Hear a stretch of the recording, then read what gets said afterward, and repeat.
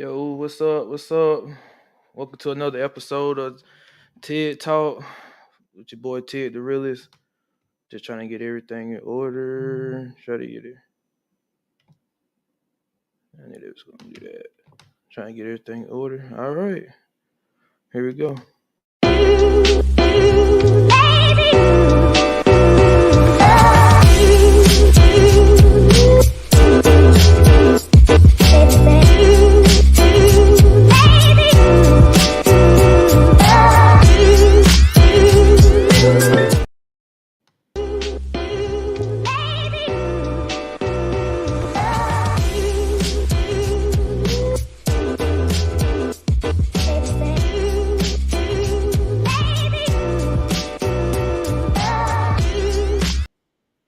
All right, it's your boy Ted.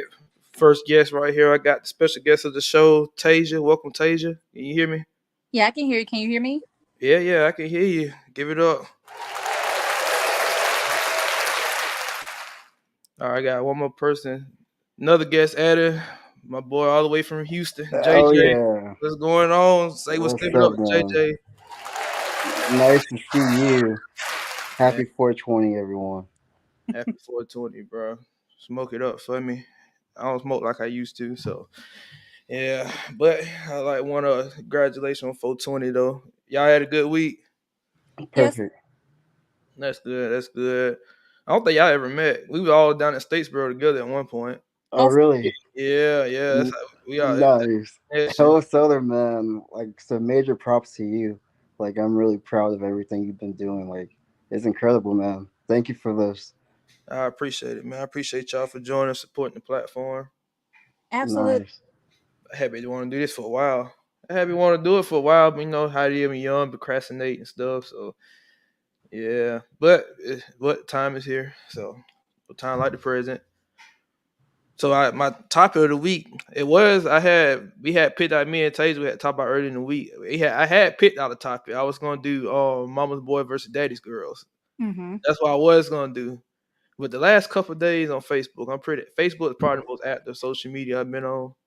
Like even before all this, like I'll be on Facebook pretty good. The last 2 days on Facebook been interesting because I had been seeing a lot of women talking about how men ain't masculine anymore, and just like a lot of conversation last 2 days for some reason. I thought I'd change the topic to talk about masculine versus feminine, Mm-hmm.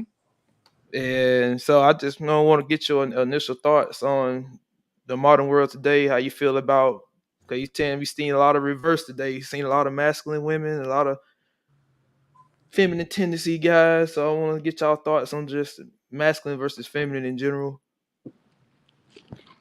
All right. Yeah. First. Oh no, Tasia, you can take the you know the first go. Okay. Well, so there's a lot of masculine women, a lot of feminine men out there, but I think it's due to a lot of their childhood because they seen their moms or their dads either present or not present in their life, so they had to take up that role to become either masculine or feminine. So, for example, for the masculine women, if they never had a father in their life or the father wasn't as present in their lives, they had to take up those roles to be more dominant. So I have to be more independent. So when they keep growing up and then they see that, okay, the men I'm choosing and they're not doing what I want them to do, therefore I have to be more dominant. That could be a good thing, but also it could be a bad thing. Same with a feminine man. Um, what there's nothing really wrong with the feminine man to a certain extent, but it just all depends on what that person would like. So I know Okay. that up a lot of things, so I want to give it out to y'all about that. All right, you go ahead, JJ. Um, I view it as I think it's more so something that's pushed out by media and other stereotypes and what is a man supposed to be, what a woman's supposed to be. But I think at the end of the day, people are just gonna uh, go down those lifestyles they want to do without really even thinking about how they are viewed. They just want to be themselves and not really take on uh, a set role. Mhm. Some days they can be masculine, some days they can be feminine, and They just, depending on how they feel. I mean, there's some days where I, want to get a pedicure, just want to get a massage, just kind of, want to just chill out and, not do anything, cook, clean up, whatever. Am I being, in touch with my feminine self? Or, and there's other days I want to go to the gym and, run a mile and, eat a buffet of food and just, drink beer and whatever, and be a man. So I think especially nowadays, like now I don't even think it really matters. Like just I think it's just all about just being yourself and just accepting, just whoever however you want to feel and not really attaching something to it because it can cause a division in some type of sense. Okay. Well, my thoughts on masculine versus feminine. I tend to lean more towards the mindset part of it. Like I tend to lean more towards the mindset part of it because I try to remember because I've had so many conversations on Facebook the last 2 days. It's like kind of jumbling together. It's kind of it's one woman I was talking to. I'm in like private chat on Facebook. There's one woman I was talking to. She was talking about like something that she feel like she's a feminine woman. Yeah, She's past our generation. I think she's like 50. But she's a black woman. But she was basically she was like when she said she believed she was feminine, she was talking about like some actions she would do, like cook and do things in the house, things like that.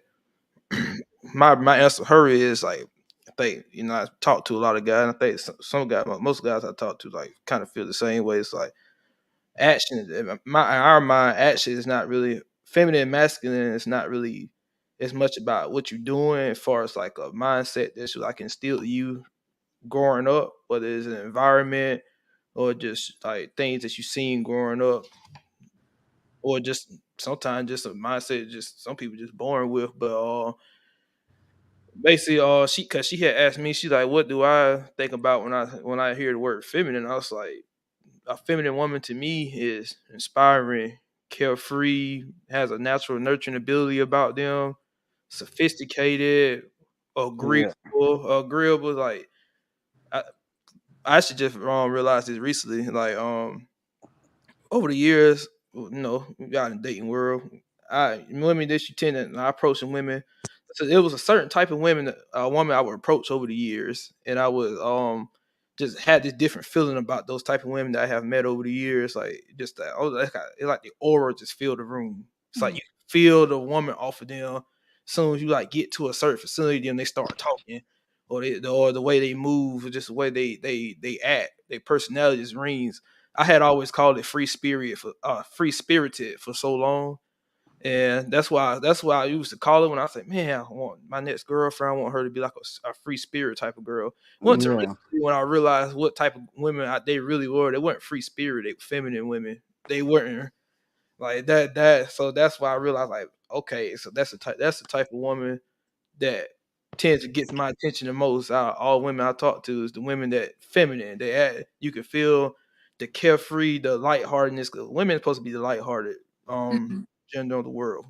They're yeah. supposed to be in the lighthearted. It's like women genetic to be lighthearted, carefree, sophisticated, agreeable, just like really, really good support. Which controversial, I don't think that all that's necessarily the case in general today, but yeah, that's my idea of feminine. Masculine is like that leader, that assertiveness, like dominant, not like in a dominant or bad way, just like dominant. Like you could feel his confidence in the room. Like I was like a alpha male, like in some traits, not everything. So that's how I kind of look at it when I think of like masculine and feminine.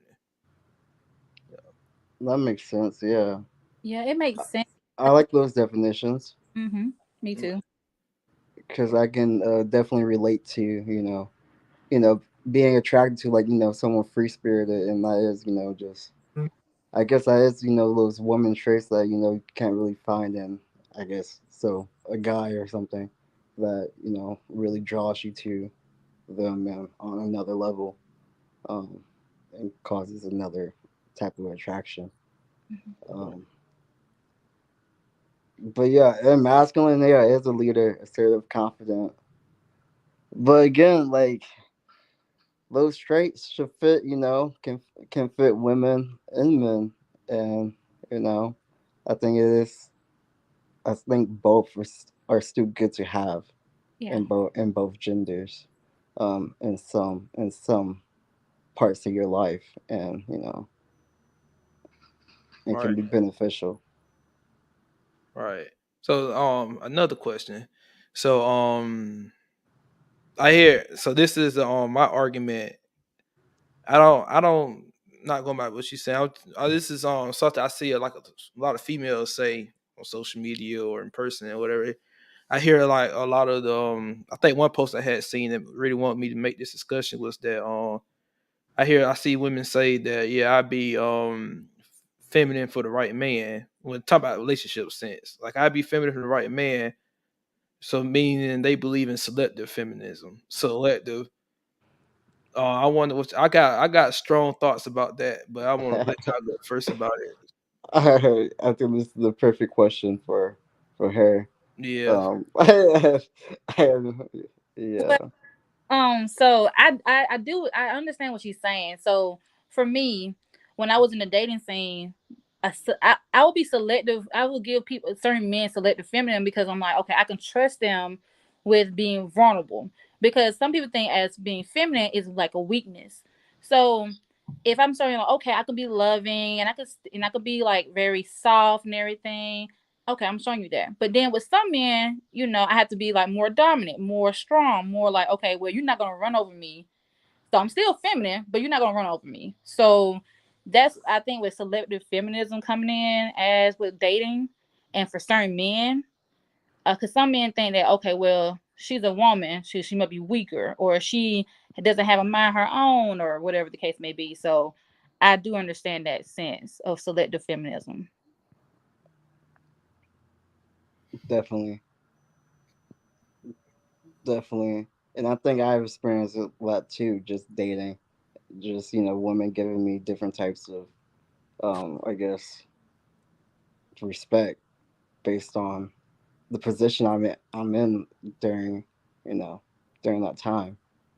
You know, I I got how I'm treated now, since dating in my mid 20s is different from when I was dating in college. And just the type of you know leadership and other type of roles I expect out of my partner. It's just completely different. I agree. I agree. But I will say I got a different point. I would say me personally, I don't believe in selective feminism or selective masculine. I don't believe it. And I think at least in a relationship standpoint. Hmm. Yeah, I mean What? the approaching standpoint, I ain't gonna say relationship, the approaching standpoint. I think if you're feminine, I think truly feminine and masculine. I think if you're truly feminine and masculine, like for the most part, it's always gonna show somewhere. Because like I said, I'm thinking more from the not action, but more characteristic of oneself, the mindset more than the action. I'm thinking more of usually like masculine men tend to like have masculine mindsets most of the time, not all the time, but most of the time. Most of the time, and same thing with women. So I hear especially I hear a lot of ladies 'cause they tend to yeah I hear a lot of ladies like on social media a lot say yeah like men you gotta be able to be a man. I gotta actually be a man. Actually, gotta be able to be a man for me to be like feminine. And then Yeah. when they say that, my argument is like a man shouldn't have anything to do whether you feminine or not. Anything to do. Like feminine is like something you should have been grown up with. Like I said, I feel like femininity is a mindset, just like masculine is a mindset. It's a Yeah. I feel like no man or woman you meet should change that. Should change that, or it's not that to turn on. You can show how much you like give towards that man or woman, depending on like what they're doing and what kind of person you're dealing with.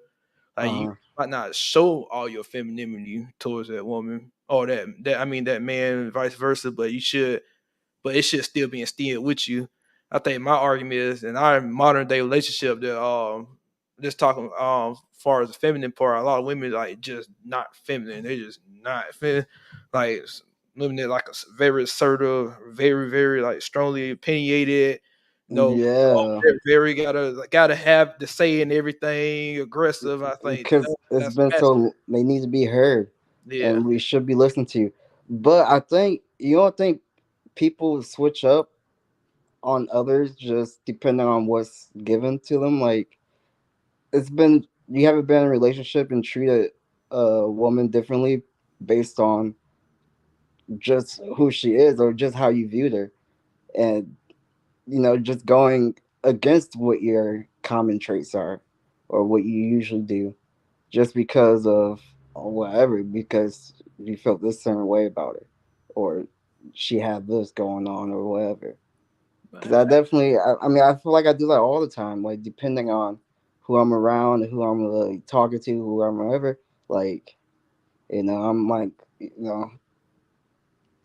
not really like catering to them and just, like that. You talking about like down the line relationship when a person get to a certain point where it's like they get you out of your certain tendencies that you used to, you start like actually doing certain things just because they're special. That I have been there before. I have been there before, and that's definitely something I definitely agree with that. Like when you get like into a relationship down the line, you like y'all really get to that point where you about to almost get married and that type of thing. Like, yeah, I do. That when you get to that point, then I could more understand it.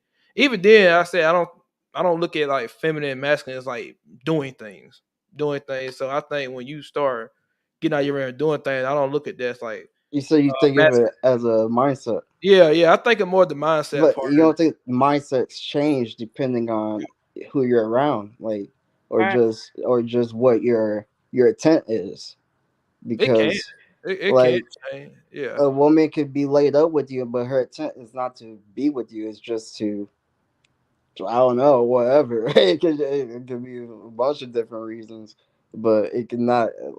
A reason not is she doesn't want to be like she doesn't see a future with you. She's just whatever. And maybe she doesn't want to be devoted to someone she doesn't want to see someone with. And when I've dated other people, like if I didn't want to be devoted to them, yeah, like I do drift away and not really be masculine. I could just take a laid back role and not really do anything. Just chill and whatever, just let it be and stop doing the stuff I was doing before. Okay. Yeah, I can see it. I can And see that's it. because my mindset changed I can because see it. like I was just like I was out of it at that point. Rather it be a month in, 2 months in, whatever, a year in, just like just wake up and not really Yeah, I've been there before. do those things Yeah, like just or get drained. I gave me flashbacks. I've been there before. Just get drained and you just lose those feelings just yeah. slowly, and your mindset's just you start just doing other stuff and Mm-hmm. your thoughts drift and See, I don't. Well, I do agree with all that. Me personally, I don't look at that as like switching from masculine to feminine or vice versa. It's like that happened. I think that's just more like a feelings thing with that person. yeah. But I was saying that too, like you don't think like when a woman says, "Oh, I can be uh the right woman for the right man," or whatever. Like she's saying that because she's not really trying to do anything with, because she knows that she doesn't really see anything else with the people that she's been you know associating with. I don't agree with that statement. I hear a lot of women say that I can be the right woman for the right man. I feel like it's all about your choice and the men you date. So if you know you like the type of man like a scammer, for example, or they do different things that you're not really agreeing with, but you're living in the now. You you should you should just you should be dating based on your standard.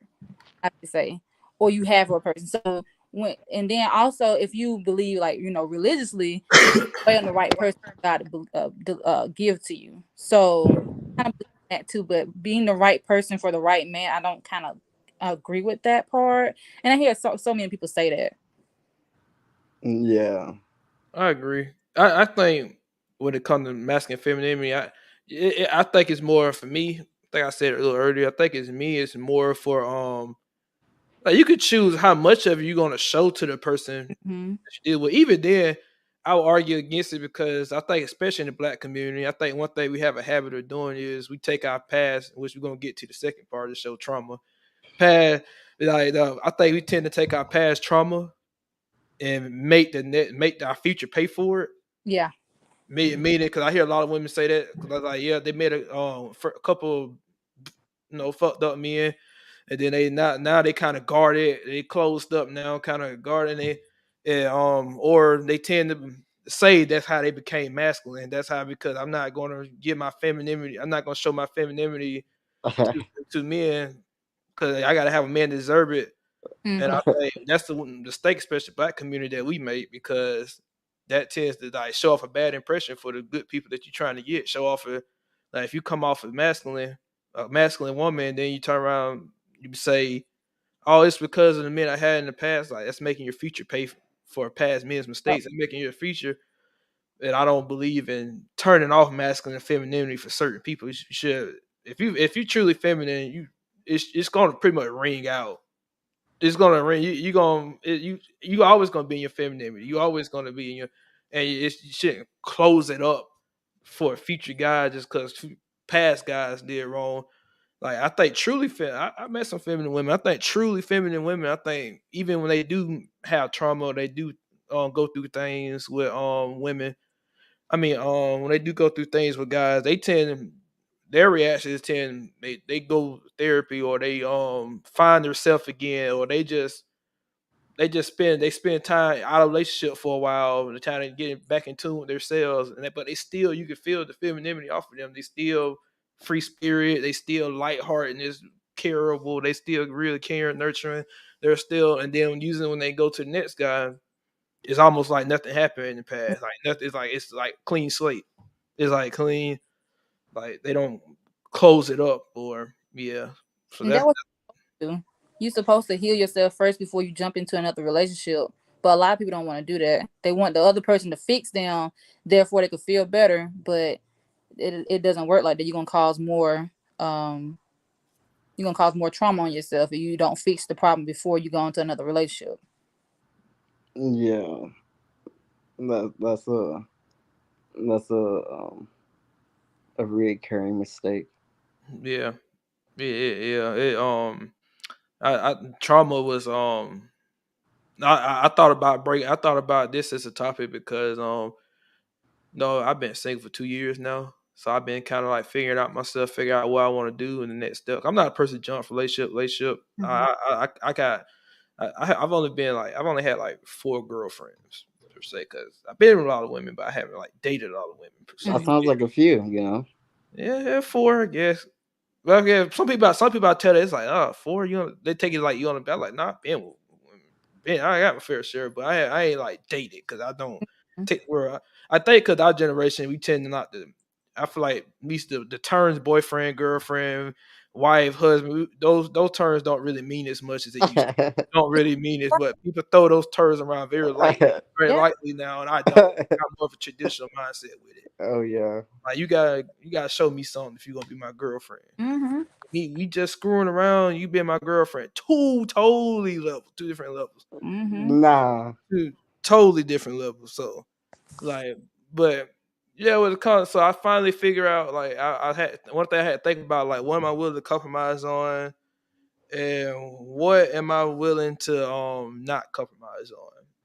And I think one of the things I'm not willing to compromise on is, like, this is what I went through in my past relationship. Like, I won't go too much detail, but 'cause I got spit for.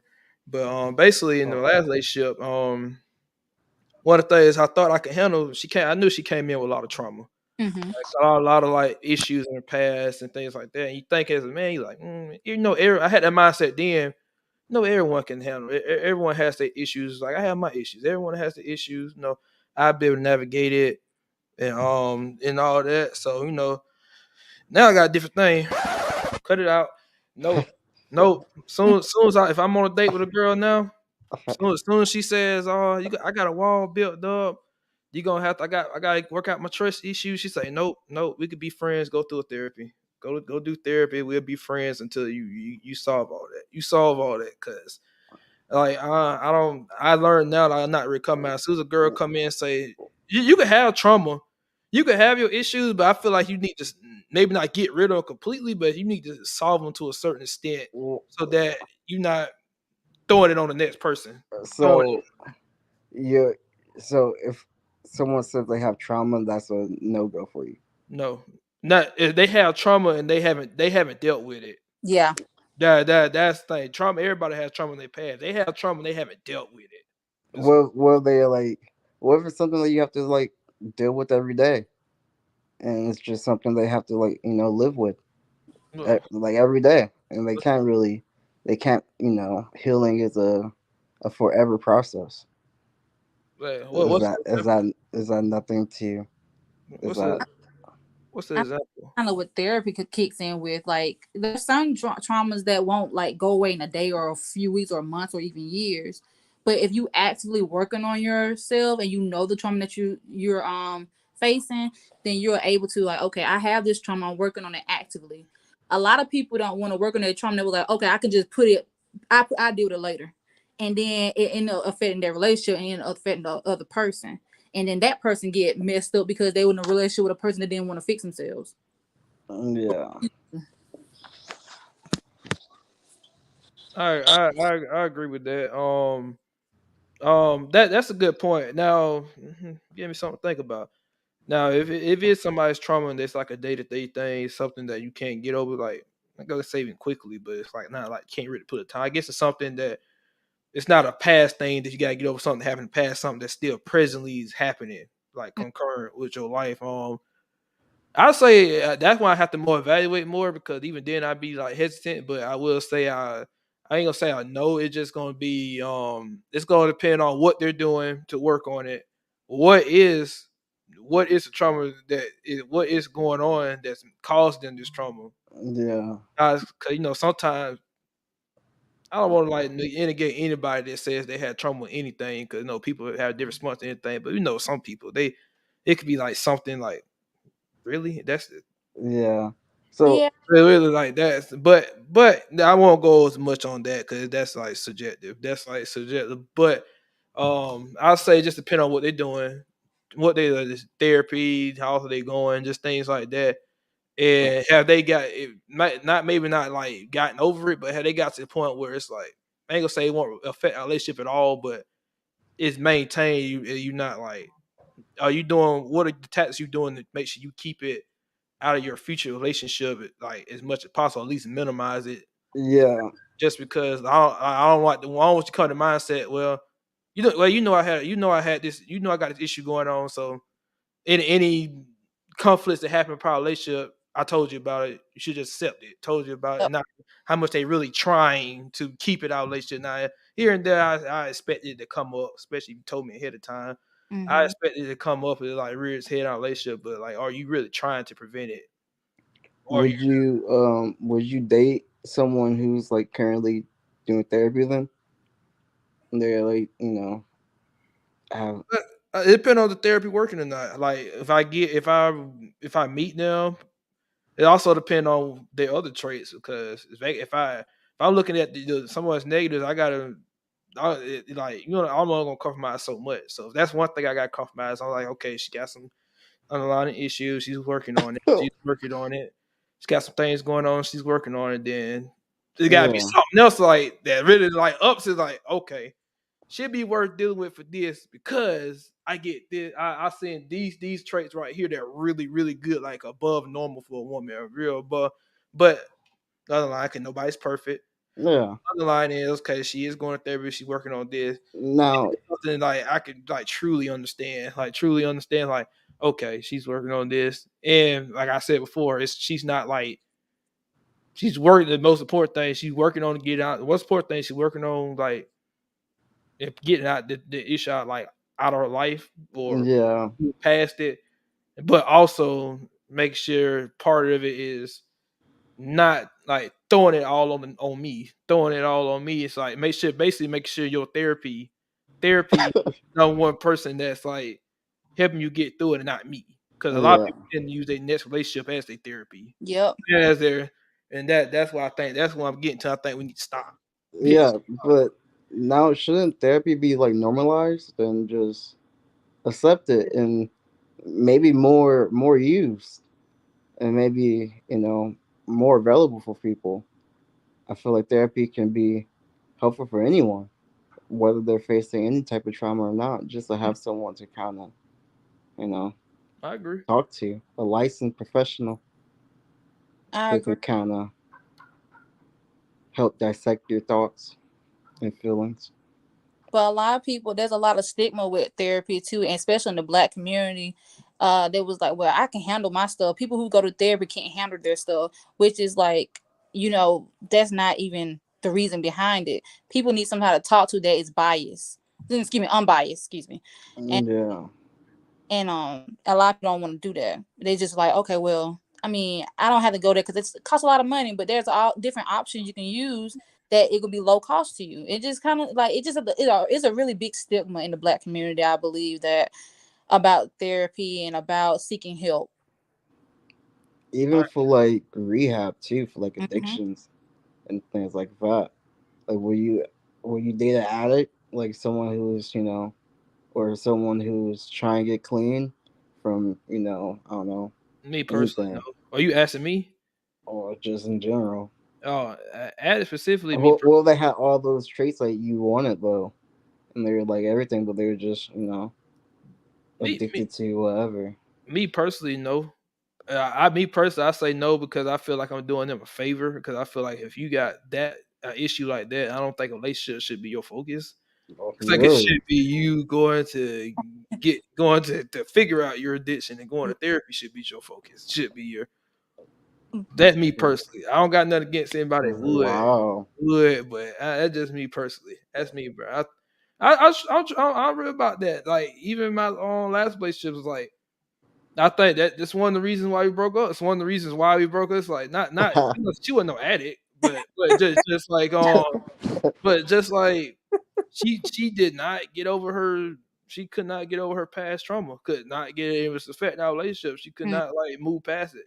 Try to get therapy. Not she had some issues like better go to therapy, like you said, because therapy is expensive.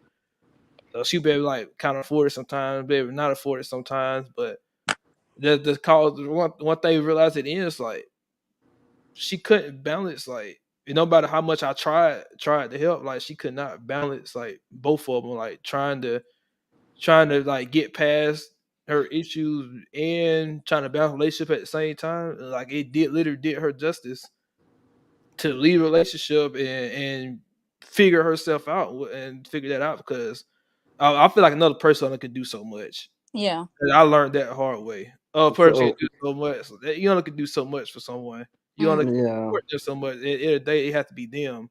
Yeah. They have to be the one to get past it. You can support them from the side, but I So learned how that the hard way that you can't do it for them. You can't. You can only can do it. Go through so much. So that's how what we. long did you try to support them? Um, I don't really gonna put a timeline on it. You talking about me in that situation specifically? Yeah. Yeah. She had this for like a whole 2 years. Oh, okay. Yeah. First year was fine, but then it just like basically like it was like things that was happening in her life that and other things that happened in her life that ended up like bringing up its. The first Hmm. year you didn't really see it too much, but the second year it was things that happened that end up like changing it and bringing up those issues again, bringing up and like no matter how much I tried to like support, be there, she's kind of like real pushback about it, real pushback if she didn't really like receive support like that. So as a partner, you only can go through that for so long. Go through that for you guys at points like I was running you crazy. It's like what else do Hmm. you want me to do? What else can I do? What else can I do? Like, if I try to take like, you try to take so you know what, just be the listening person, just to be supportive, don't say anything, but yeah, but can do that, but that's not helping the relationship. That ain't helping because you're not getting anywhere. So I realized that I had to be the one that dropped out of her life. Like Hmm. kind of mutually broke up, but I had to be the one to like be the sacrifice because her mental health is more important than a relationship. Yeah. Yeah. More important than and she ended up being better for it. Yeah, she got better to be able because she didn't have to worry about me or our relationship. She was able to get better. They So were focus on herself. y'all are still friends and you're still like supportive from the sidelines now, Oh, or definitely not. Oh, definitely not. oh, Definitely not. I don't give a shit what she doing. I'm sorry. oh, I'm sorry. Bro, we wish her well. We I wish Yeah. her wish her well. well. I wish her Best well. wishes. But Shout out. all I got, this for Kevin. I,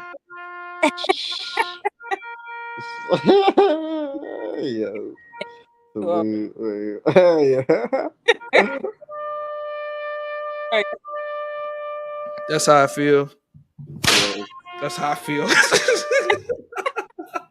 That's how I feel. But yeah, yeah, that's I, how I feel. That's a lesson. That's a lesson I learned from that. mm, The lesson I learned for that, and I was just talking to my brother the other day, Martin, about it. I was like, the lesson I learned, bro. Once your ex become your ex, don't fuck with your ex no more. yeah. Just become your ah, ex, don't fuck with your ex no, because the breakup was fine.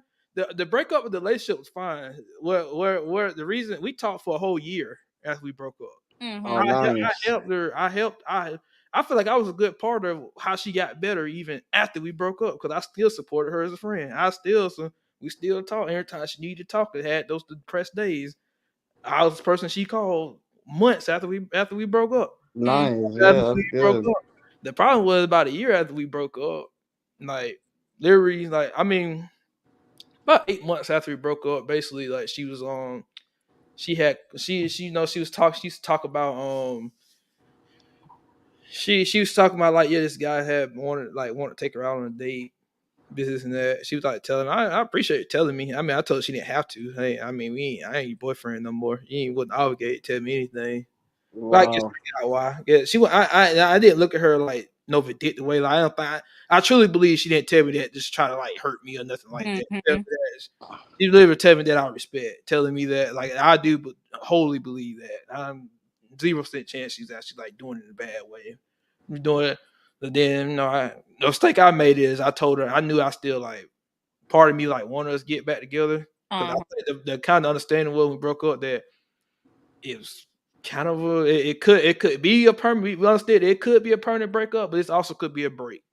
This also like she could like actually go get herself together and all that, and we actually could have got back together. Could Can have it be like a 5 year break? like, Can it be a 5 year break? I don't know based on how it ended. I don't know based on how it ended because I don't even the thing. I don't think we would work now. Cause the things that I taught, the things that I'm a different person now than I was then. And I don't think she will even like who I am now, and I don't think I would like who she is now. So I don't even think we would be the. Yeah, I got a different mindset now than I did when I was with her. I see. So I Yeah. did- so, like yeah. So basically that happened. She went on, went out with old guy, all that, and then she was kind of conflicted for a while about whether she wanted to, like be serious with him or not, and then all of a sudden one day she was calling me. Don't know why she chose to call me. This is often this one of the things I did then I would not do now. I have to sat there and listened. Now I probably hang up the phone. Now I probably but she sat there talking. She was like, yeah, I'm confused. Like I was with his mom. He called me boyfriend for the first time.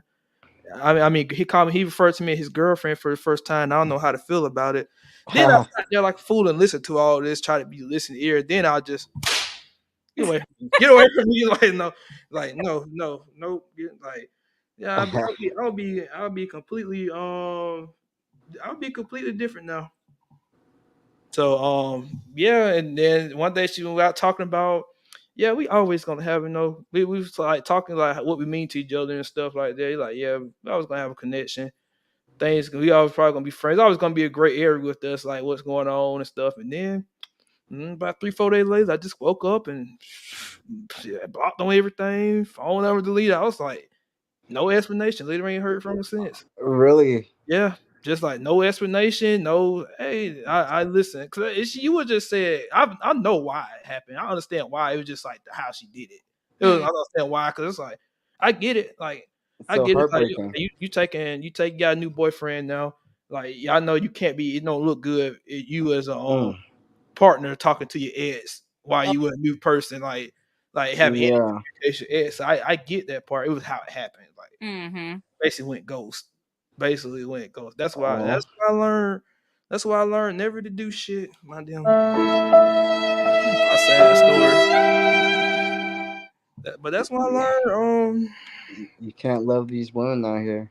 That's why I learned, bro. Once you my ex, that's Yeah. it. Your problems, your problems. Yep. Wow. It is what it is. It is what it is. It is. That's why I learned. Wow. That's why I learned. Like, yeah, once your ex become your ex, let it be your ex. Let them be your ex.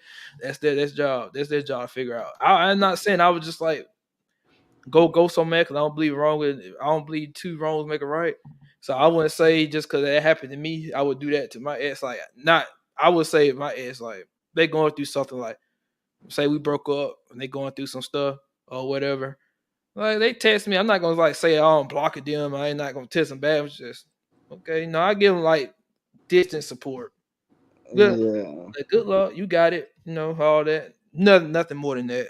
Nothing more than that. Because I realized like yeah, your ex once you if you still talk, yeah, your ex will keep you around till the next person come along, and then they'll drop you. They'll like nothing happened, drop you like so. That's just how it is. So I was bitter for that for a little while, but I'm back now. I'm back. I'm back. I feel that way about most of my exes besides one. And man, I would just be single forever, just waiting for her to come back. Why you That's say that? how I feel. I don't know. She was just incredible. And I was just so What? I ain't got no. foolish and immature. Mm. I should just, man. So you I gotta. had so long to just step it up. Nope. She was so patient Mm-hmm. and still just We all nothing. we all had But those regrets. I would say just learn from it. Just learn from it, and no, I you might You can never say. I I mean, say no, you never I've know. learned that I will never love again. That's what I've learned. Like uh, everyone would never be her, and that's everything. That's all I'm searching for now. That's my trauma. Is that I'm just always searching for her, just some type of resemblance or something, some piece that I can kind of love in someone else, but it's not her ultimately, and it's like it sucks because I just I can never really fully give myself to anyone else ever, and see it's a that's that terrible trauma. thing. Yeah. You gotta get over that trauma. You gotta get over that because you missing your future blessings. Mhm. Worried about the past. You You got missing about yourself. I mean, like, I'd rather have no blessings at all. Like, she's the ultimate blessing. I uh, don't feel like there's any other there's any other blessing out there that I will appreciate more than her. But I'd rather be alone. You gotta forgive yourself because you like that guilt is hold on to you. It can become a trauma. So you gotta forgive yourself, and then once you forgive yourself, ultimately, then you'll be able to either find your way back to her, or God will bless you with a person that can kind of like her or have the same. Yeah, hopefully. Right now, I just feel kind of stuck. I tried dating and everything, but it doesn't help, and you know, I just really just kind of just not do anything now. Mm-hmm.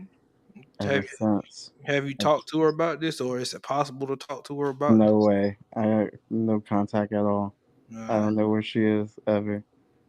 She's mm, lost. I'm gonna get a yeah. private investigator and track Oh them down. Lord, this man over here sound like No, I don't know. I guess first it is like I do 48. need to just move on, and I do think it is possible to move on. But like I said, it just hurts every day. Mm-hmm. Man, I can't believe it. Yeah, but I think moving out the city of Houston will help too, and just being out of the environment and being What out the city. What you talking about moving to Portland? Yeah, I want to move to Portland, but man, it's so many places I want to move to. But I just need to be out of Houston, and that's all I know. West Coast sounds good, but Miami sounds really good too, in Oh yeah. DC. But I don't know. I kind of just want to stay in Houston until she comes back, The only reason or I'm just at the grocery store and I just bump into her or something. you gotta like Tay just said, you gotta forgive yourself. You gotta forgive yourself. Can't live in the past. Gotta move to the future, and you're gonna find that woman that meets your standards. That meets what she I mean, did. they do meet my standards. That's the thing. There's plenty of women that meet my It's standards, just not whatever. her. Exactly. Yeah. Like, Uh, they, hey, like, I know. I'm a bit. See, I'm a bit realist. This is why my name's Tyg the Realist. Oh, I'm a bit realist. I'm a bit realist, and hey, I know it's life. Like life. We want a lot of things. yeah, I want a lot yeah. of things. I want a lot of things. We want a lot of things. Things should be this way. I always tell, and that's how I raise my kids. I don't look at the world how it should be. I look at the world how it is. Hmm. And then I feel like we should get chances. We should get second chances, type of thing. But we don't always Well, get those. yeah, It don't always come. So sometimes you just gotta learn from the lessons and move on. Learn from Mm-hmm. the We don't get second chances. This is like I actually told this girl on Facebook last night. She got mad at me. Yeah, because she said, "Oh, I've been going off on Facebook about the last week. Yeah, I done made a couple girls mad. Made her because they kind of come out. I came respectful of them until they came after me. So give back the same as you gave me. Because I seen a little post. One thing I hate seeing these little sarcastic posts or little lack of accountability posts. I'll call them. Well, I seen one girl. She was like, "Oh, I wish I could unbaby daddy my man. A man. How can you unbaby daddy a man or something like that?" She said. And I was like, nope. I commented. I was like, nope, doesn't work like that. Life has give your choices kid have up for consequences. adoption. Yep. Choices have consequences. Life don't work that way. Don't work there. Then she came after me. She's like, oh, she said Hey, something. Oh, I forgot what she said to me. She said something like, what happened to her video? yeah, she might have went out. Hold on. You still there, Tasia? She might have went out for a second. Hello. I'm There sorry. we go. There we go. You good? We good. Yeah. Yeah, she was basically like what did she say? What did she say? She said, "Oh no, it's not coming to me right now." She had said something, and basically it was I was like, you can't choices. I like choices had consequences. I was like, she was like, you didn't have to. Oh, she said I could have like just scrolled past it, or I could have just unfollowed her. And I was like, you put a Yeah. post on a public social media platform. It's like you're not allowed. You're not okay with somebody stating their thoughts. Mm-hmm. Like she trying to be smart ass. She was like, yeah. So I ain't know I got you so uncomfortable, love. This is that. It's like I'm not uncomfortable. I was like, I just stated my thoughts the same way you stated your thoughts, same way you stated. Yeah. She like what she got me at when she started talking about when she started talking about LL, you must got so much free time to be commenting on stuff like this. So much free. And I was like, yeah, because I don't have co-parenting issues and I don't have kids. So yeah, I got some free time. Yeah, I got a lot of free time. I know you don't, but no baby daddy issues that way. Then she went quiet after that. When Oh man. daddy issues that way. So it's like, I'm sorry. Somebody keep calling. I'm sorry. no, you good, you good. Happy to meet you sometime. You good. But yeah, that's the yeah. But I just think I'm a realist. I just think life things happen. Can't always go bad. It's life. Life ain't fair. Like life is it's often not fair. Like often not. I understand where you come from though, because I've been there with I had my woman before. It wasn't my Yeah. ex. It's not my ex, but it was like a girl I was messed with before that. Like I felt like that for a while. Yeah. I should thank her because she turned me into a savage. She turned yeah, she turned me into a savage. She turned me into basically future minus baby mamas. Yeah. Pretty much. Which Doesn't get you too far. Yeah, I guess the bachelor lifestyle can only. Yeah, I mean, it doesn't sound too bad. I like it. I like Yeah. it. I'm like I have no rush to be in a relationship. No, I think relationships are trash today. Well, I think it's trash. I think it's just trash. Now, I sit here debating like I think man you talk about the other day. I'm sitting here debating like is it even worth it to get married because that was gonna be actually the topic I was gonna talk about tonight. That was I'm sitting here thinking it's even worth it to get married. It's like it is. I feel like it's so much risk. Oh, and I'm gonna ask because we got the almost married woman on the panel. Like, okay, so you're I'm engaged. like, I think from a man's standpoint, marriage is like for a lot of men. I think we think marriage is not even worth it. It's not even this is why I want to ask the married woman because I want to ask you because how would you feel if your husband came to you and cause I seen this video today I might pull it up cause what did I see it on what somebody sent it to me so I can't pull it up on Instagram. There's a video like no TikTok, it was on TikTok. This video this woman that was she was crying because she was like upset that her husband asked her to sign a prenup before they get married. And I was sitting there like thinking like, yeah, I like if I especially if I'm rich before I meet my wife, yes, this is a prenup. I'm signing a prenup. We signing a prenup and all kinds of other papers before we even talk about getting married. So how much money will you have to do that? You can do Two. anything to be honest. Mm-hmm. Amount. About me personally, Well, once I you say you were a rich man. No.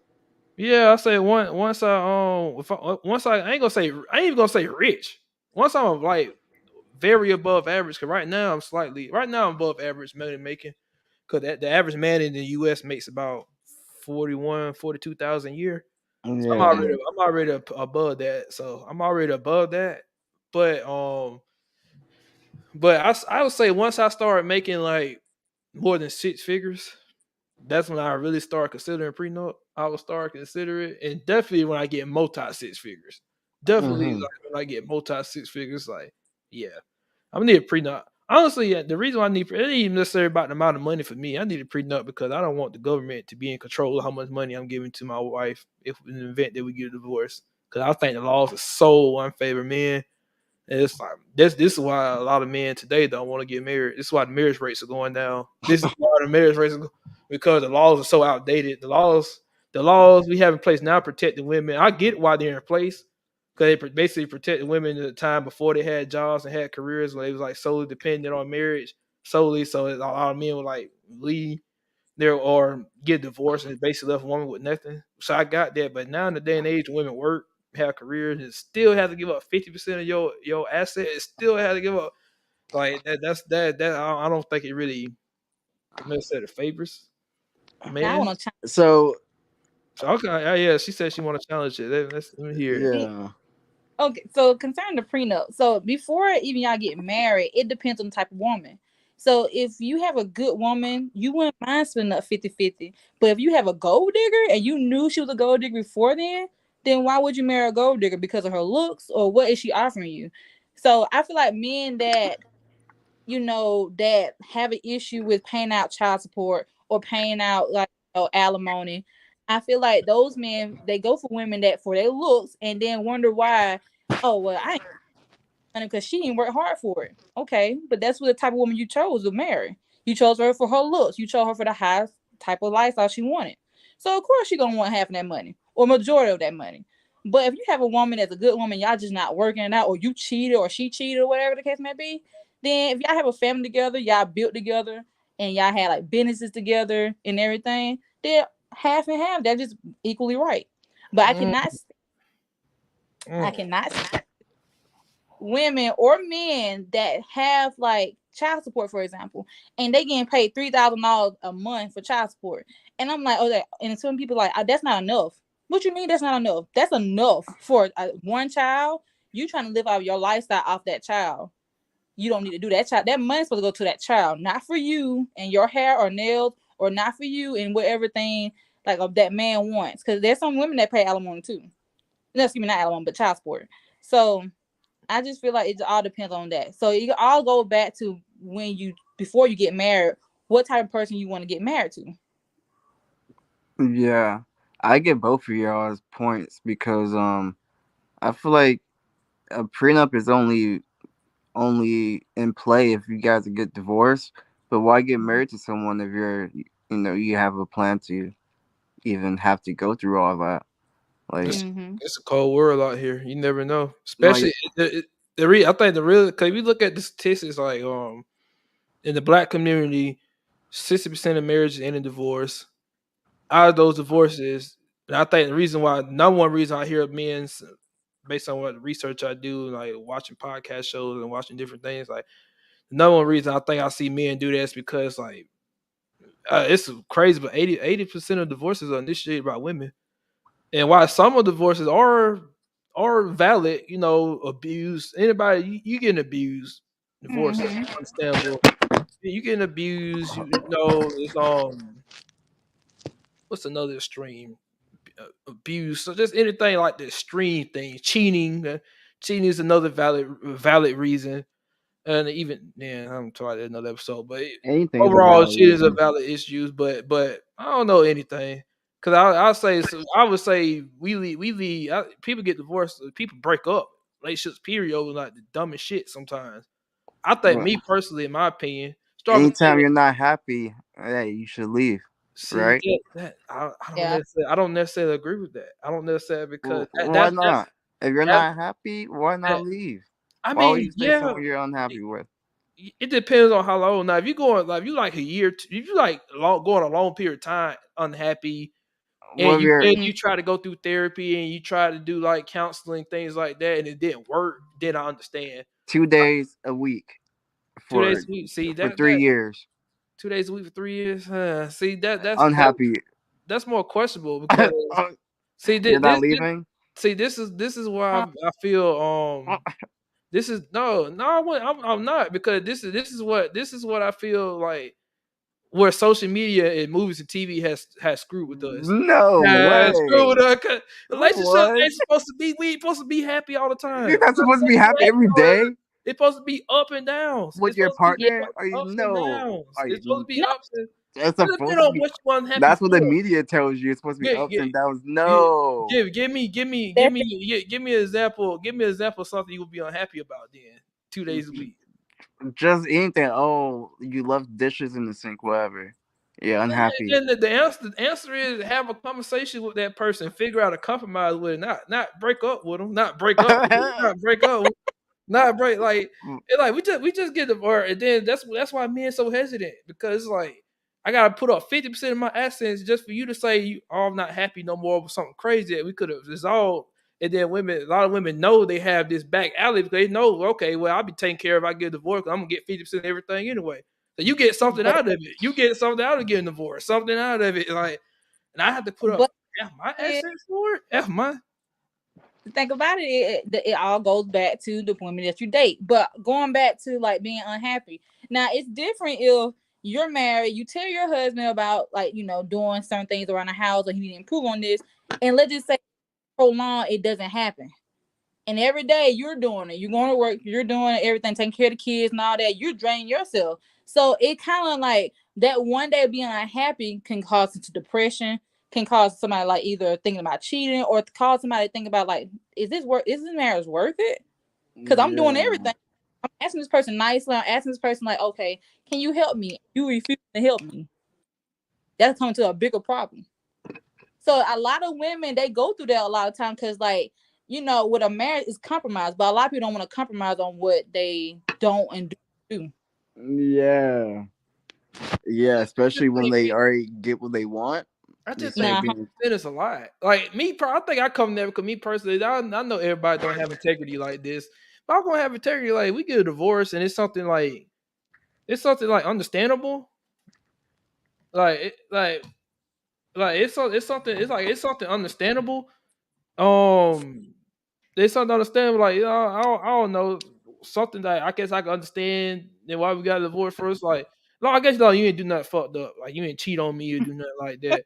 Like I'm gonna leave a decent. I'm gonna give you a decent amount. I just don't want the law and the court to be in charge of. I want to be in charge of it.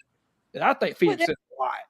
I think if it's like I'm getting, I'm making 6,000 a month. Literally 3,000 is going to my ex wife, and So she don't still get works. She has her divorced. own money too, and she still but works. I'm not getting half her money. I'm not Don't get getting it. divorced then. you have to work it out. You got to work it out. That's the problem. More women today don't want to working out. They're just, well, I'll go get a divorce, be by myself. I'll just get Nah. that. This is why No, 80% of marriages, 80% of divorces are initiated by women. Yeah, they are No, no, no. this ain't divorce because they know what we got to lose in it. We know no. what we. A lot of divorces happen because by 80% of women because there's a lot of things that go behind the scenes that a lot of people don't hear about. Verbal abuse, physical abuse, emotional, financial abuse.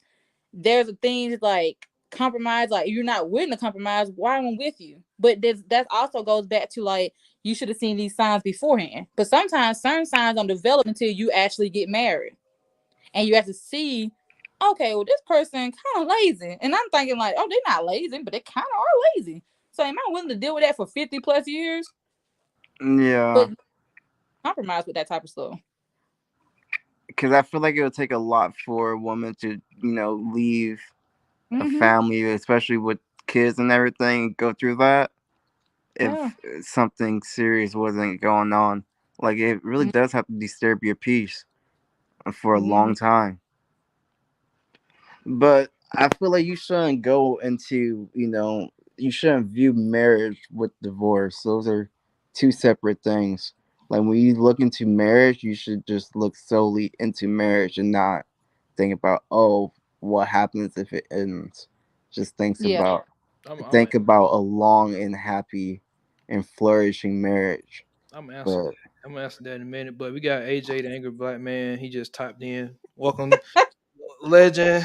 Hold on. He got it. Legends get proper introductions. nice. I got. He's a legend.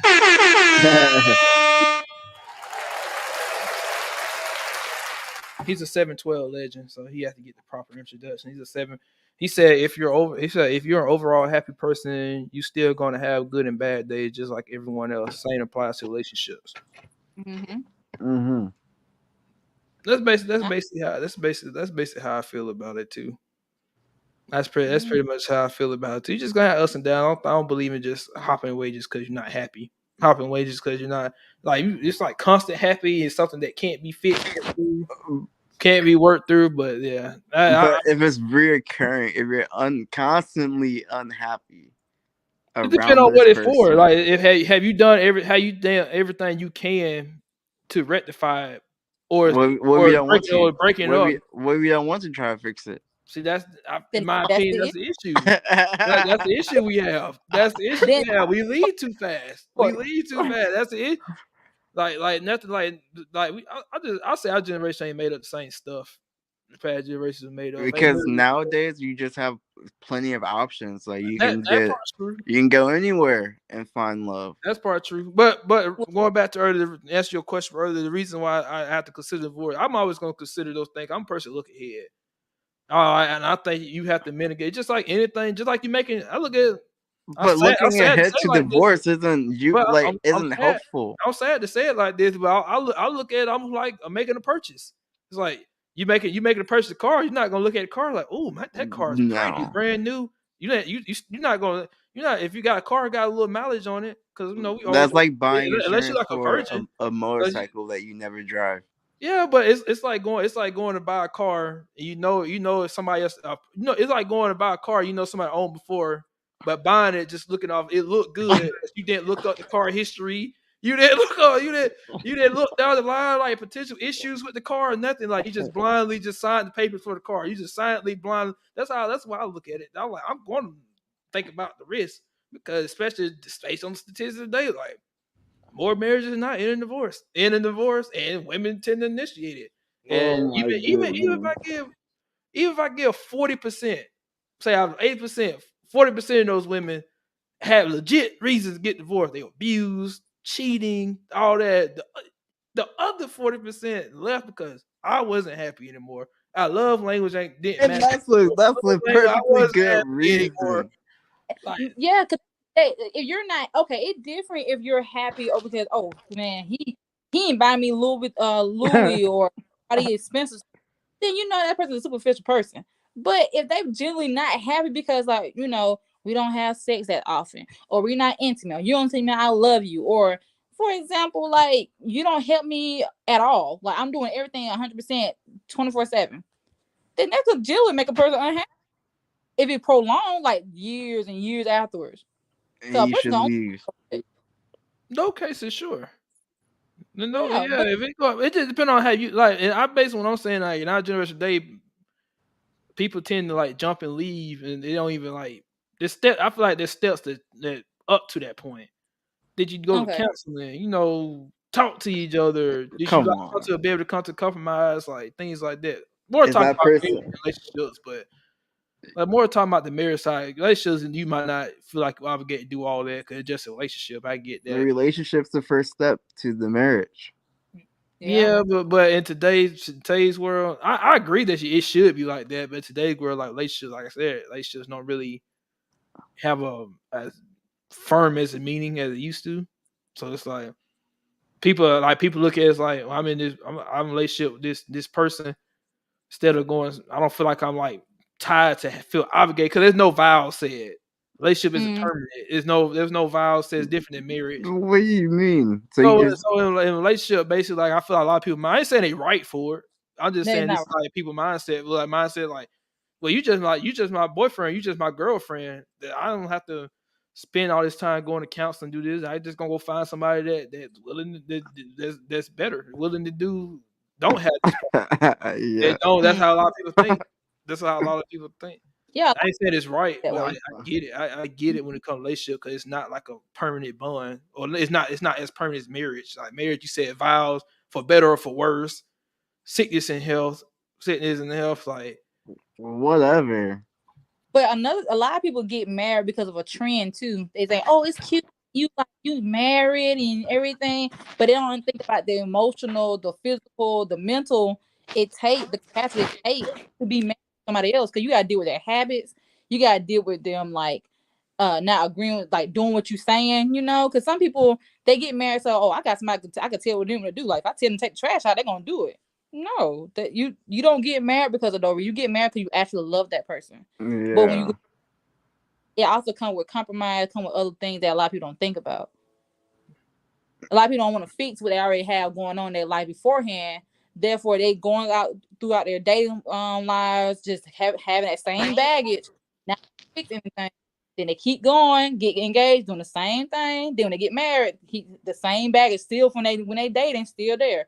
And then that's how divorce leads to there sometimes. Just depends on that situation. Yeah, people expect change after marriage too. Like just because we're married now, so yeah, you're gonna Yeah. start taking out the trash now. But no, they're still not taking out the trash. They're still not Oh. doing whatever. They're still not picking up the kid from school. They're still Mm-hmm. missing appointments. They're still doing whatever. right, Out too late. Acting, like you guys are still in a And relationship.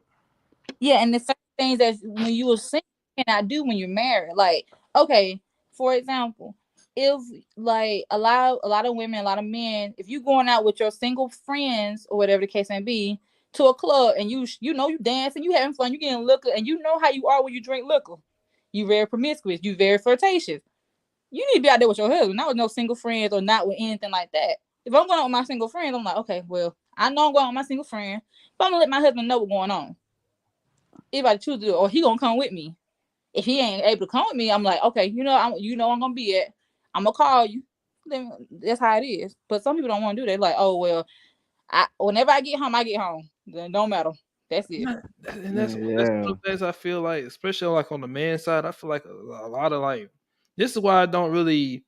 And when I say the term modern day woman, I ain't saying every woman today is modern day woman. I tend to put modern day woman in a typical category of women. And those category of women, I mess with. But I'm not. I don't. I'm never. I don't think I ever marry that type of woman. Marry that type of one, that modern day woman, because those women tend to like they want They want the benefits. They want the benefits of a man, but not the downside. They want the benefits of a relationship, but not the downsides of it. Not the Hmm. downsides. Like they still want to be able to do what they want to do and do they want to do. This whole. That's why I don't like. That's why my sister just about to be 18 this month, so she about to know getting this realm out here in this world. And Oh. I told her I give her advice because she she be joking all the time. She's like, Drill, when you gonna make me an auntie? This and that. I was like, I'm gonna tell you something. I told my sister the other day, like, I'm gonna tell you something that's wild. I was like, in a perfect world, even though I'm 7 years older than you, I was like, in a perfect world, I hope you get married before I do. Get Wow. married before I do. Like, she's 18. I hope by the time she's like 25 to 27, she's married. I don't Yeah. see myself getting married for another 8 to 10 years. Another eight Yeah, to 10 years. I don't never recommend I feel that. not against any men that do, because Hmm. it's situations where you can get married in your 20s and it be perfectly fine. But I Yeah, personally don't believe in getting married in your 20s for a man. I think for a woman it's fine, for a man it's not, because we on two different times. I think a man in his prime, man don't really be in his prime until like his mid 30s. Really, nice. man. So women tend to hit their prime faster than men do. Y'all have to, because y'all like on the biological time clock, especially if you a woman that want kids. You know, over there want kid. That's the reason why. That's the main reason why we a lot of men say that. Say that because, like, biologically, once you get like to a certain age, the percentage you having a healthy baby goes down for women. But a man, It. we could shoot it out to, we could have kids at 70 if we wanted to, as long as you Mm, ain't shooting no blanks, as long as you ain't shooting one. Yeah, I think I'm Like, so already that's why I doing say that. women, that's why I kind of laugh when I hear a lot of like girls I went to school with stuff like try to like, well, that's why I hate when like a lot of women say, oh, if a man, but a man did that's like not the same. The rules don't apply to men and women the same way. You don't apply some. It's a plenty. I'm gonna do an episode that one week. I actually like people tell me I talk about this a lot. I've had like probably half a dozen people say I need to write a book. Say I need to write a book because one of the things I be talking about a lot of double standards. We have a lot of double standards, especially in the black community relationships. yeah. A lot of, yeah, I hear like at least on the women's side, like they tend to they have no problem using the double standards that apply to women, but then bash the double standards that men favor, that favors men. They're like we have a lot of double standards. It ain't fair, but I kind of accept, a lot of men kind of accept it is what it is. Like, well, it's double standards that apply to women. There's some that apply to men. There's some that like they want. If I give you an example, one double standard men, I'll tell you, I get one on each side. One double standard men had that favors men is that we can screw around and we don't get judged for it. Judged for Hmm. a woman with more than 10 bodies get judged more than a man with 100 bodies. Oh, a woman with more than one body gets Yeah. judged more than a Yeah, guy yeah, yeah. with That's a double zero standard. bodies. That's a double standard to favor men. That's And a I feel double like that. standard. Yeah, But it ain't right. I ain't gonna say whether it's right or wrong, but that tend to what has one of those double standards that favor men. The one that favors women is that women tend to get more opportunities based on like something that they didn't really work for, very more than men. And let me yeah, explain. if Let me they're explain. maybe if they're good looking. Yeah, Yeah. just based off looks, because like I talk about this with my sister. I like, man, girl, a woman can be. I like for I use the example Kevin Saint used to say. I use the example no, not even Kevin, Myron, he used to say this. Example is a billionaire yacht. A woman can get on a yacht with billionaires at 19 just because she's fine and look good. Fine, but man, man, we can't just walk up to a million yacht like, hey, I want to get on and party. You have to Yeah. years of work, get up in their status, and get up in their tax bracket, high value man in order to like, oh, the woman that was 19, she looked good. Got like or the clubs. How many clubs women free all night, but men got to pay $20 to get in. Men, Yeah. double standard, double standard. Like, so it's a lot of them relationships. It's a lot of them relationships, but probably it's like the one side don't want to accept the double. They only want to. Most people only want to step the double standards that favor them, not the ones that's against them. Or try to be the other race, try to all meet other gender. It's like, no, the rules don't work the same.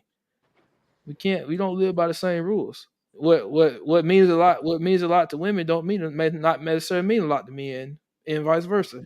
Yeah, that's where you have to, adapt to your partner and kind of, find out um those things about them. Right. Got you got. I would say, yeah, I understand. Definitely, at least understand and at least understand where they're coming from. I agree with that. Yeah, but I think we're all kind of, hypocrites when it comes to some type of stuff.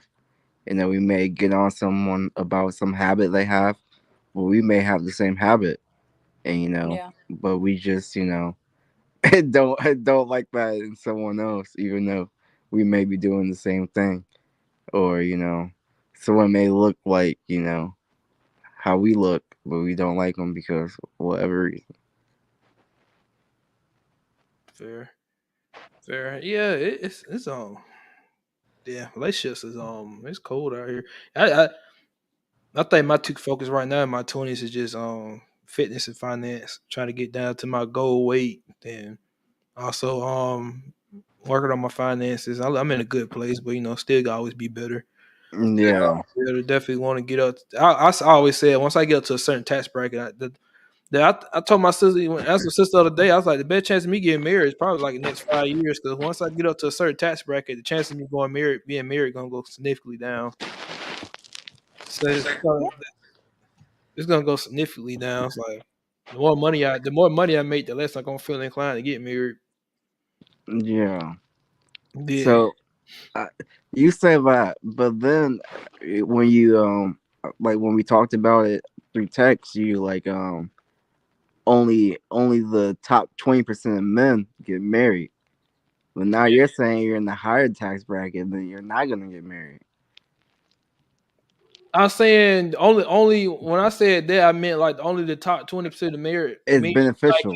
can get married. They can, what I more mean, like the top 20% man could get married and not be as much at risk. Because if Yeah, you look up the data, like once you make a certain amount of money, like the people in the higher tax bracket, the divorce rates are lower. yeah. So And why wouldn't you want people to like get in the married then? what we were talking about earlier, the whole like finance thing, like the whole money thing, and at that point, I feel like if I'm making that much money, I'm assuming I'm probably a very busy guy. I'm probably assuming I'm not gonna have the time. Like I said, I think having a wife and kids is ideal. I like the thought of it, but I also like realize the risk of it too. Mm-hmm. The risk. Yeah, What's the risk of having a wife?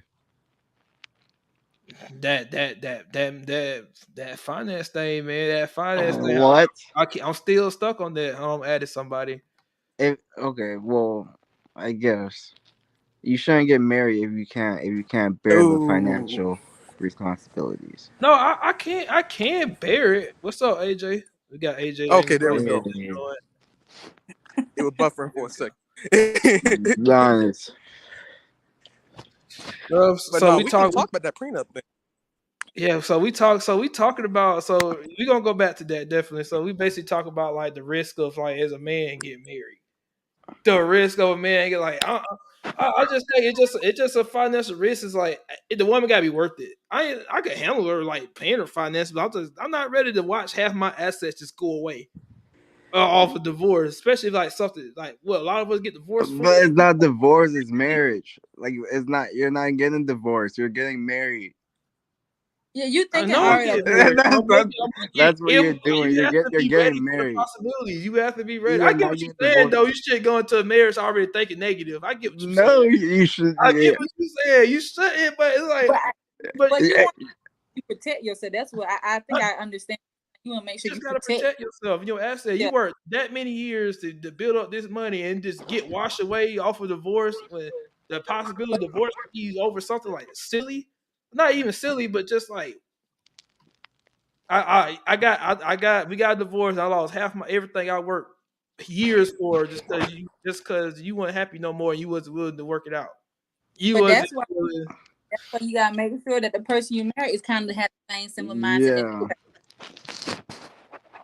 That's why I feel like a lot of people that do either do the prenups or they do like they kind of had that divorce mindset when they first get into marriage. They already know the woman they have in their arms. They already know, like, okay, well, I knew when I dated her, I just really dated her for her body, or I really just dated her for like a good time. But over like years and years passed by, and now we're here, and now I'm just kind of scared because like I'm not a bachelor no more. I had all this money invested. I'm gonna go ahead and make her sign a prenup just in case. But you should Tage, have I got a to, question for you. Now that you done said that, I got a question. huh? Okay, so you said she might not be he married her because she was attractive, she looked good and everything, right? Yeah. Would you not say that before you got married, your fiance thought the same thing about you?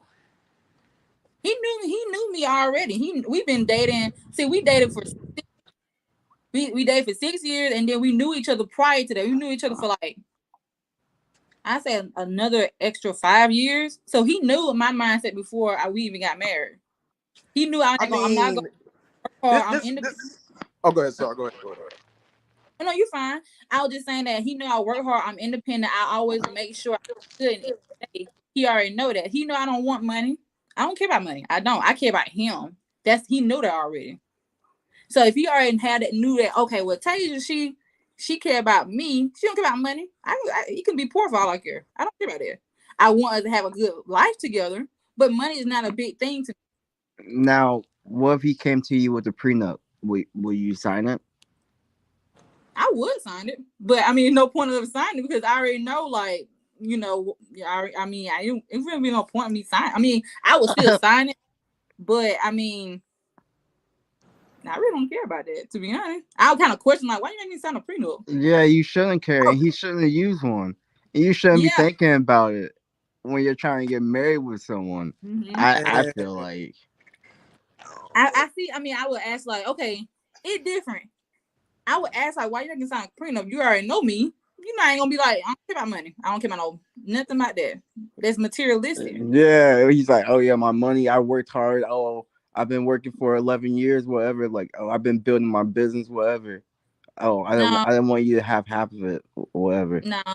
Then I was like, well, you selfish then. So let me step back from you because you're selfish then. Because like, if Yeah, because like a woman can also help you build things on her end too. Like, okay, you building the business, you building the brand. I'm also taking care of the kids at home. I'm still investing into your lifestyle. I'm still investing yep. my energy, my mind, mentally, sexually, everything. So if you just being so like, okay, I did it by myself. Now you did it before we even got married. That's totally different. That's different.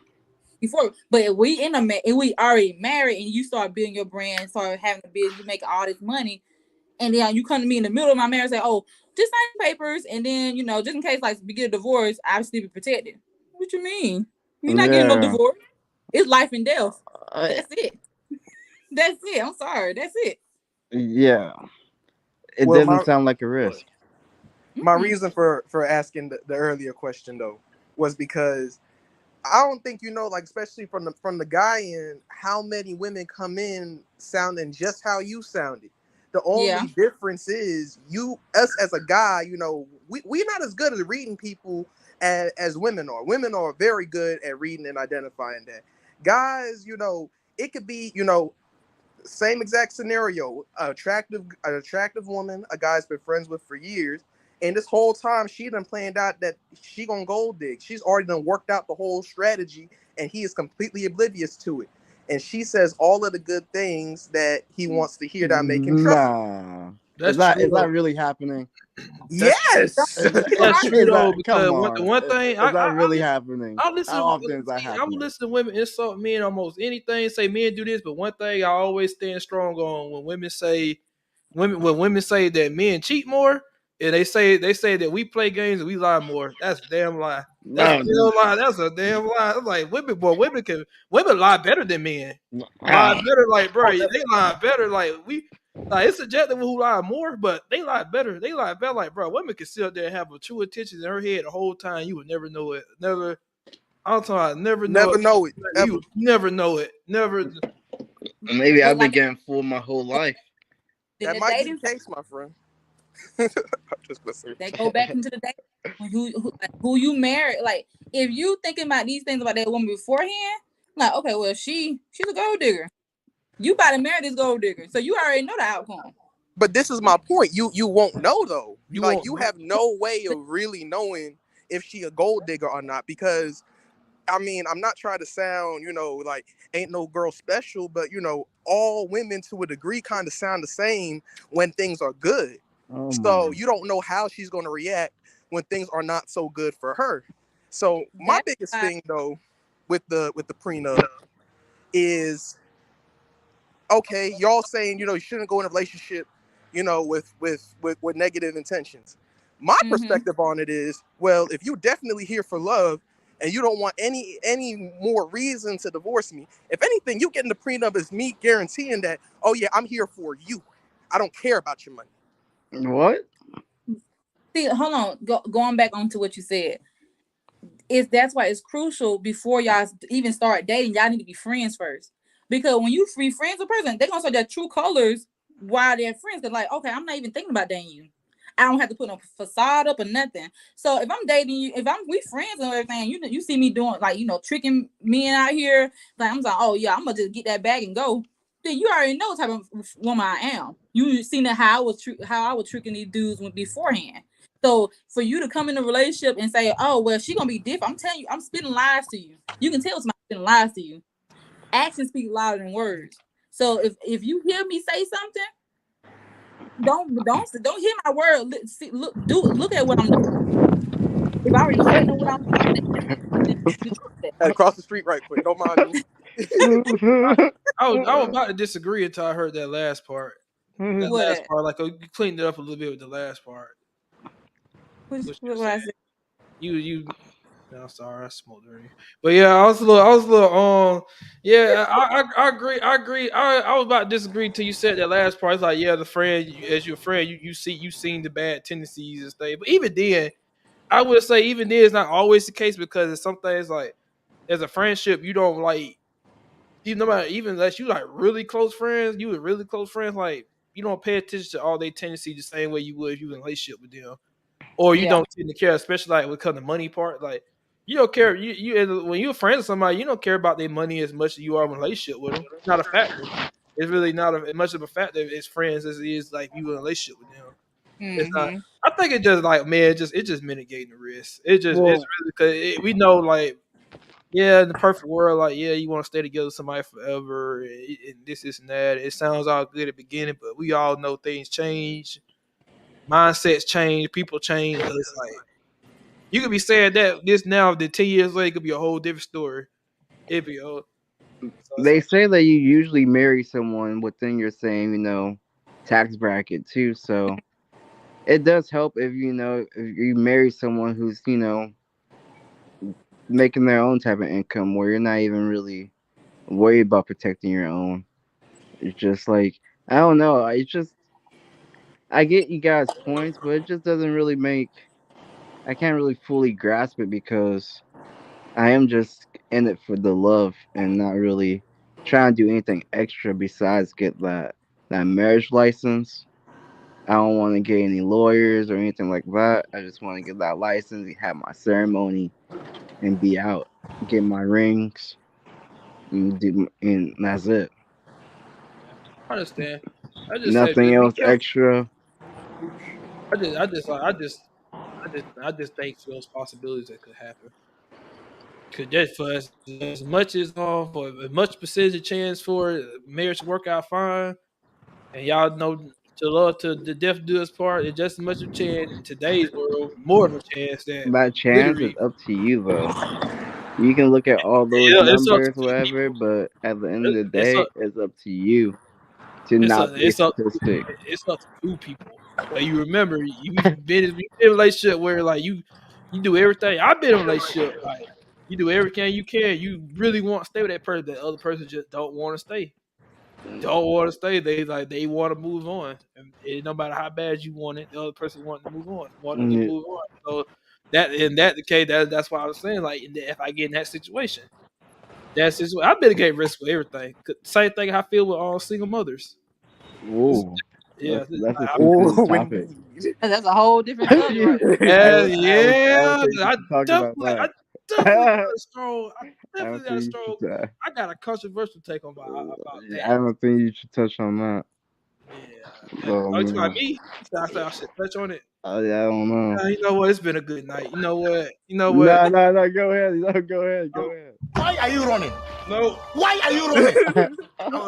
I'm just playing. No, I'll touch on because my I actually had a family member come after me a little bit because I say my thoughts on like basically somebody asked me what on Facebook. I thought they had seen my post. If like somebody like asked me what they put on a post like would you date a woman with kids, and I was like definitely probably like a 10 or 5% chance or less that I would. That I That's would. pretty high. But I give it a 0. Yeah, I'll say 10, 5% or less. Of less that I would. Less that I is all and the main reason. What's y'all reason? Oh I got a lot of reasons. I got a lot of reasons. I was back and forth on this throughout my life. You know, when most guys are younger, so you see a woman with kids, hell no, run. Hell, like no. Can I say my reasons? Because I do want to chime in on that. Okay, yeah, go ahead. So pretty much my reasons are, and it get real simple. So when I say, single mom versus just the regular woman, baby, let's go to Cancun. I got the trip planned out, got tickets. Go 2-week vacation. I gotta find who's gonna watch Junior first. Oh shit. Okay. All right. Babe, let's go out to eat. I gotta see if we could take Junior to that restaurant. Okay. All right, babe, why don't we just do this? Well, I gotta see if I have money because I gotta deal with Junior. It's everything that would have to happen between me and her.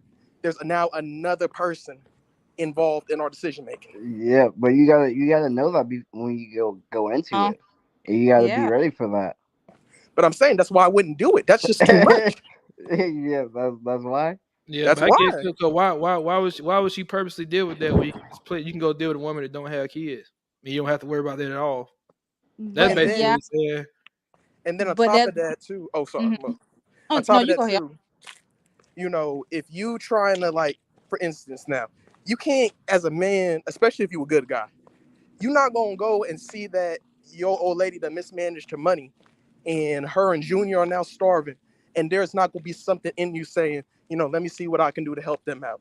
There's just, if you're a good guy, you can't expose yourself to that because before you know it, you done now took on a whole responsibility, and it's not like she had any malintent or was malicious about it, but you kind of get stuck now because now not only are you her man, you're now a child's father in a way.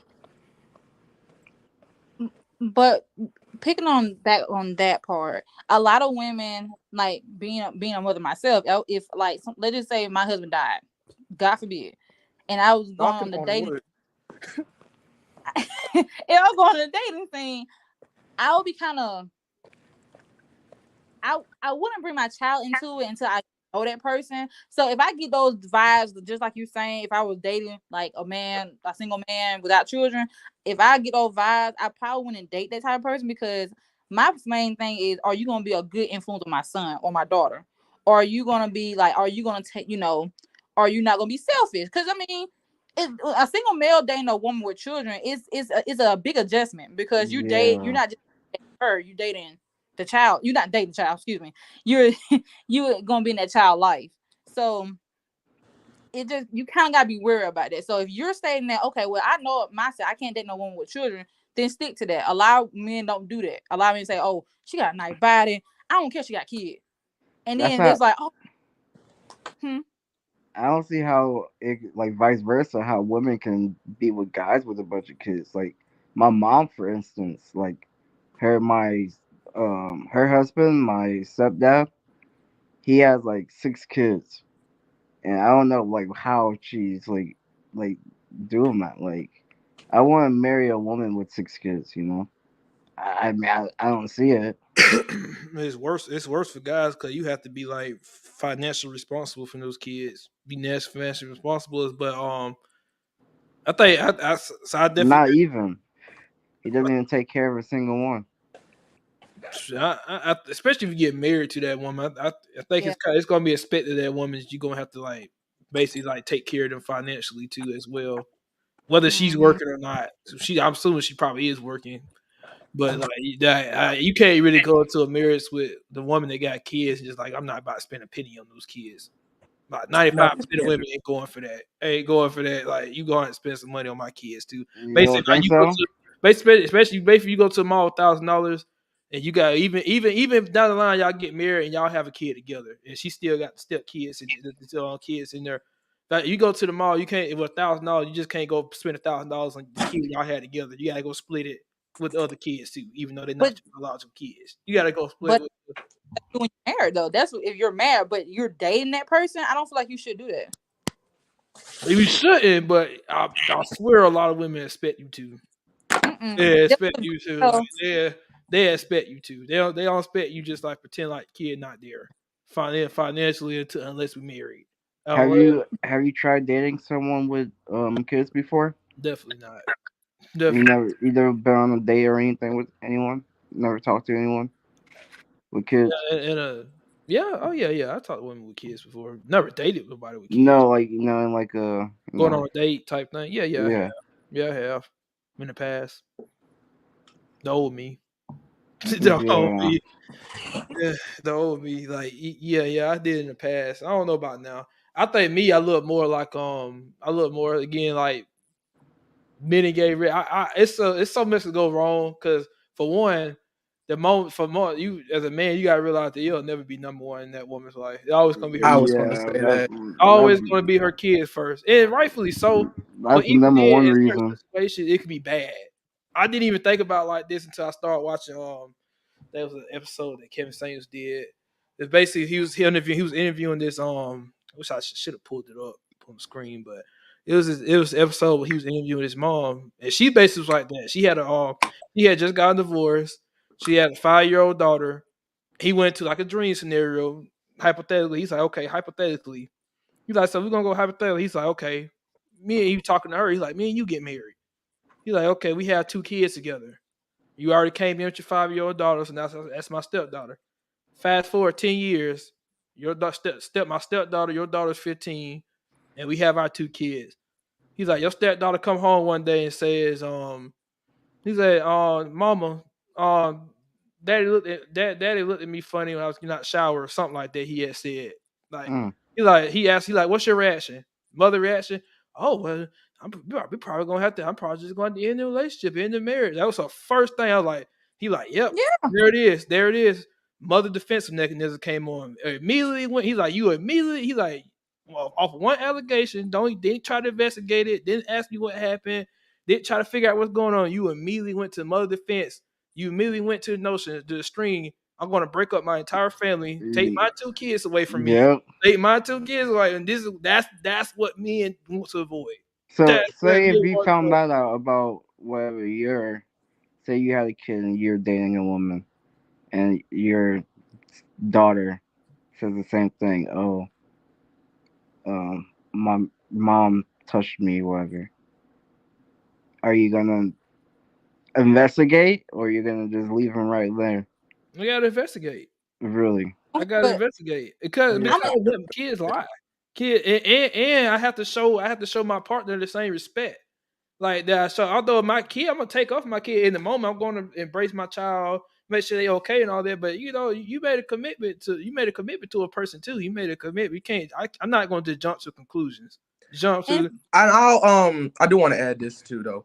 Like with kids, for instance, like me especially when I started talking, my mama told me, let me know if someone, touches your privates, anything like that. mhm. If you have an adult, a kid might go and say, so and so touched me, but what the kid is just trying to communicate is that you told me to do this and now I'm telling you. And all that could have really happened is, kids are kids, you might have to help them in the bathroom, might have to literally wipe their butt for them, you know, that stuff kind of stuff happens.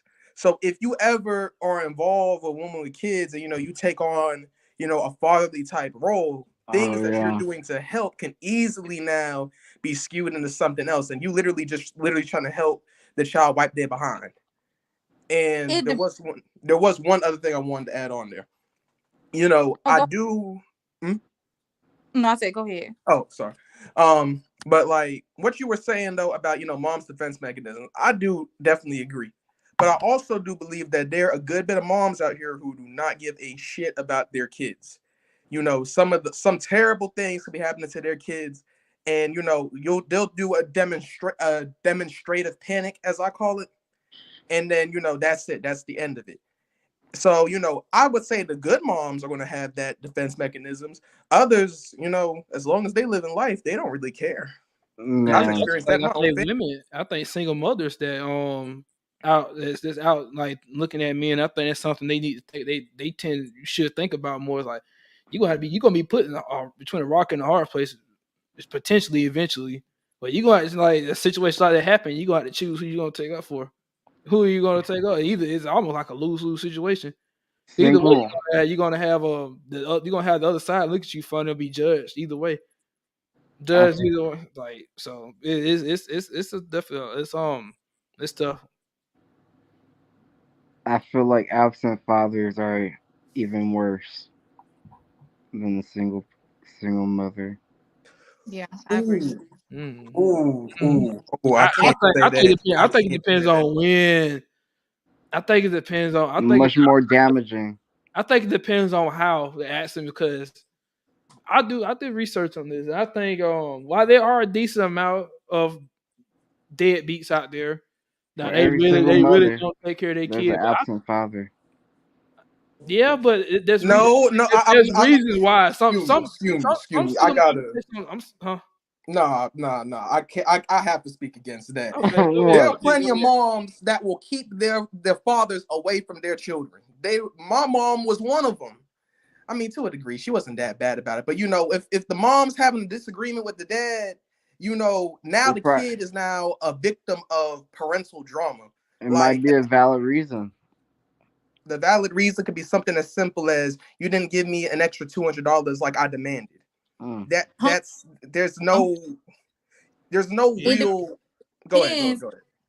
I was about to say it depends on if let's just say they agreed on like for like child support $600, and each time you bring me $400, but you're not telling me the reason why you bring me $400. You're like, oh, okay, my check short. That's an excuse. That's a good reason. Okay, well, I understand. I'm very understanding about that. Your check short. You got to still got to pay your own bills.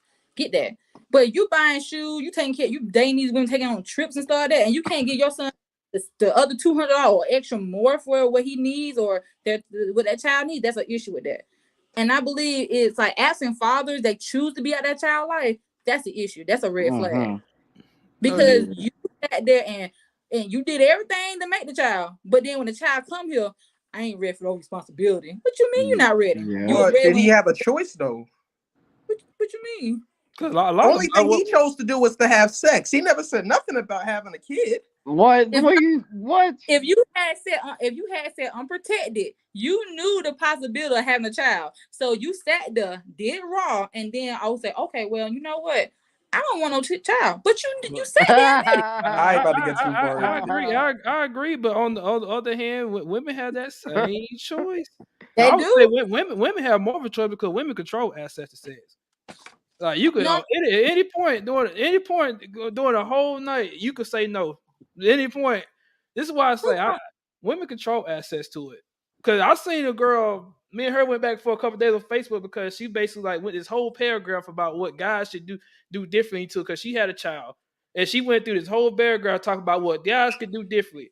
Y'all need to start wearing condoms, male birth control, vasectomy, this, that. And I just come and I was like, I didn't see one sentence about what you could have done different because you controlled the whole situation. You control because she basically like, well, if it makes common sense for a guy, if I'm bent over in front of you, if I gave you consent and you ain't got no condom on, it should pop in your head.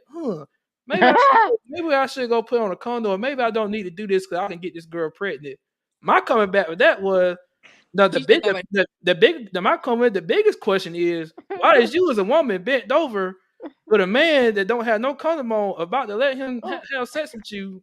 I told listen to what you just said. You said I give consent. He didn't say it. You did. You did. I didn't in your head like, hey, let me go make this nigga go to the store and buy a rubber. Oh, you ain't having sex. we've all been in the grocery store and seen that man hastily rushing in, trying to Yeah. buy a rubber because he got a chick at the house ready to smack because she done told he was just about ready to smack on hard and everything. And all of a sudden she just like, no, go buy a rubber or we ain't doing it. No, rubber. That's why I told her, like, why wasn't your question that? Why wasn't you questioning that? Why? And you had to, man could be horny all he Oh, want. We all been here. Man, we all been here. Man could be horny all we want. We can want it all we want. But if we ain't got a woman that go give it to us, we shit out of luck. that goes back to being masculine, taking charge, being a leader. If you don't want to, be ready for that, you should be prepared.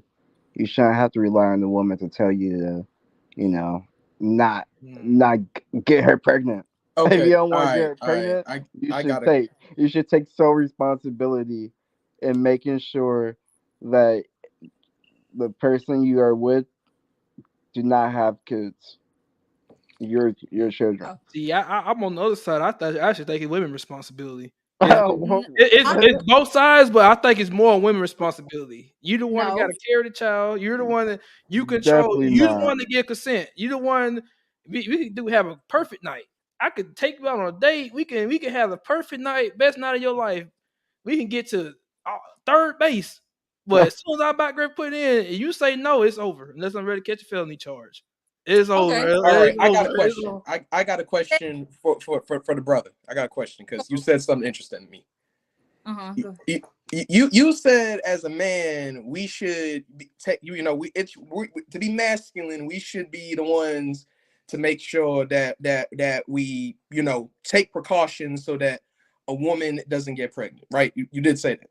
Yes, that would be the man thing to do. Okay, but let me ask you a question. Are men and women equal? Of course. So how is it now that I'm a person doing an activity with another person? I'm not going to use no gender because you said we're equal. How is it now that the responsibility is now on me when I'm dealing with another equally responsible, sound-minded We adult? equal in certain ways, but in sex is Oh uh, no, no, no, no, in sex no. in the sex in sex women assume a different role, and it's a much more vulnerable thing and much more intimate setting. So in that set, you're expected to behave differently. It's not equal playing fields in the bedroom or wherever you're having sex at. Like, All right, I got one more thing to say on that, and then Tage, I'm gonna let you talk because I feel like I keep cutting you off, and I'm sorry. Oh, you Um, good. I got one thing to say. So way back in the day, young man in college, I had a girlfriend, and me and her had, we had adult conversation. Are you going to be on birth control? Do we need to, take precautions? Other contraceptives. She said, no, I'm on birth control. It's fine. yeah. Okay. So she caught me looking at her pack, just laying there next to her bag. I just looked at the pack. I looked at the pack, see if she's taking her pills, because a little bit before, she had slipped up and forgot to take two of them. Mm, So I then say, so now I'm looking at the pack as she comes out the bathroom. I'm not trying to hide it. I'm not trying to be slick. I'm being very open about what I'm doing. yeah. She then says, what are you doing? Mm. I look at her. I said, I'm just looking to make sure you took your pill today. She said, that's none of your business. Oh wow. I then say, but yes, it is. Because if we were to have a child, I would be responsible, would I not? She says, well, you knew the risk when you had sex with me. Oh So no. Mm, So I then say, so let me make sure I understand this completely. If I am under the impression that you're on birth control, you have told me this. I believe you. I'm doing what I believe is the mature and responsible thing, and I'm respecting you as a human being and giving you the trust of believing what you say.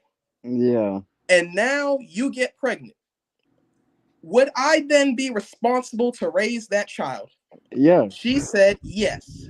Yes. I then said, this relationship is over in the same breath. Yeah. Yeah. So, with that being said, I don't see where my choice was if she told me one thing, and because I didn't play defense and assume she was a liar, it still is on me. Well, it is always those extreme circumstances where That's you not that know. extreme. That's saying a it's like in a college relationship. like someone hiding birth control from their partner does seem like a pretty extreme thing. Like I don't think most people are doing that, but skipping a day does sound pretty normal. Maybe skipping 2 days, but she's telling you, oh, like it doesn't matter. Like I'm trying to have your baby. Like you should know. Um, I'm glad you left it.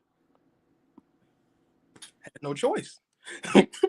I just think I think I'm not dissolving men's responsibility for. Cause I'm adamant, like, bro, if you know the risk of having sex, or you know that's a possibility, we all know the risk of sex. I feel like both sides should be able to step up to the plate.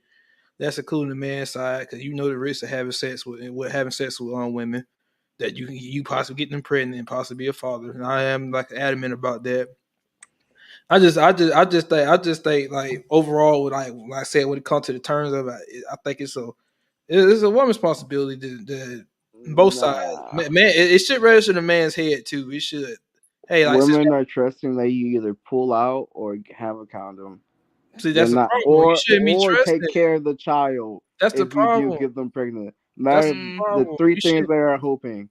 You shouldn't be hoping is different than reality. You shouldn't be trust. You yeah. shouldn't be trusting a man or that you ain't married to. Trusting a man that you ain't married. You shouldn't be trusting a man that you ain't married to. Shouldn't be trusting a. you should trust a woman that you're getting a There. prenup for. This is why I'm not all the way for abortion. This is why I'm not, because like there is so many things that steps to get to before you even get to the point of that. It's like 33 forms of birth control, morning after pill, Oh condoms, morning after, like it's so many things to get to before.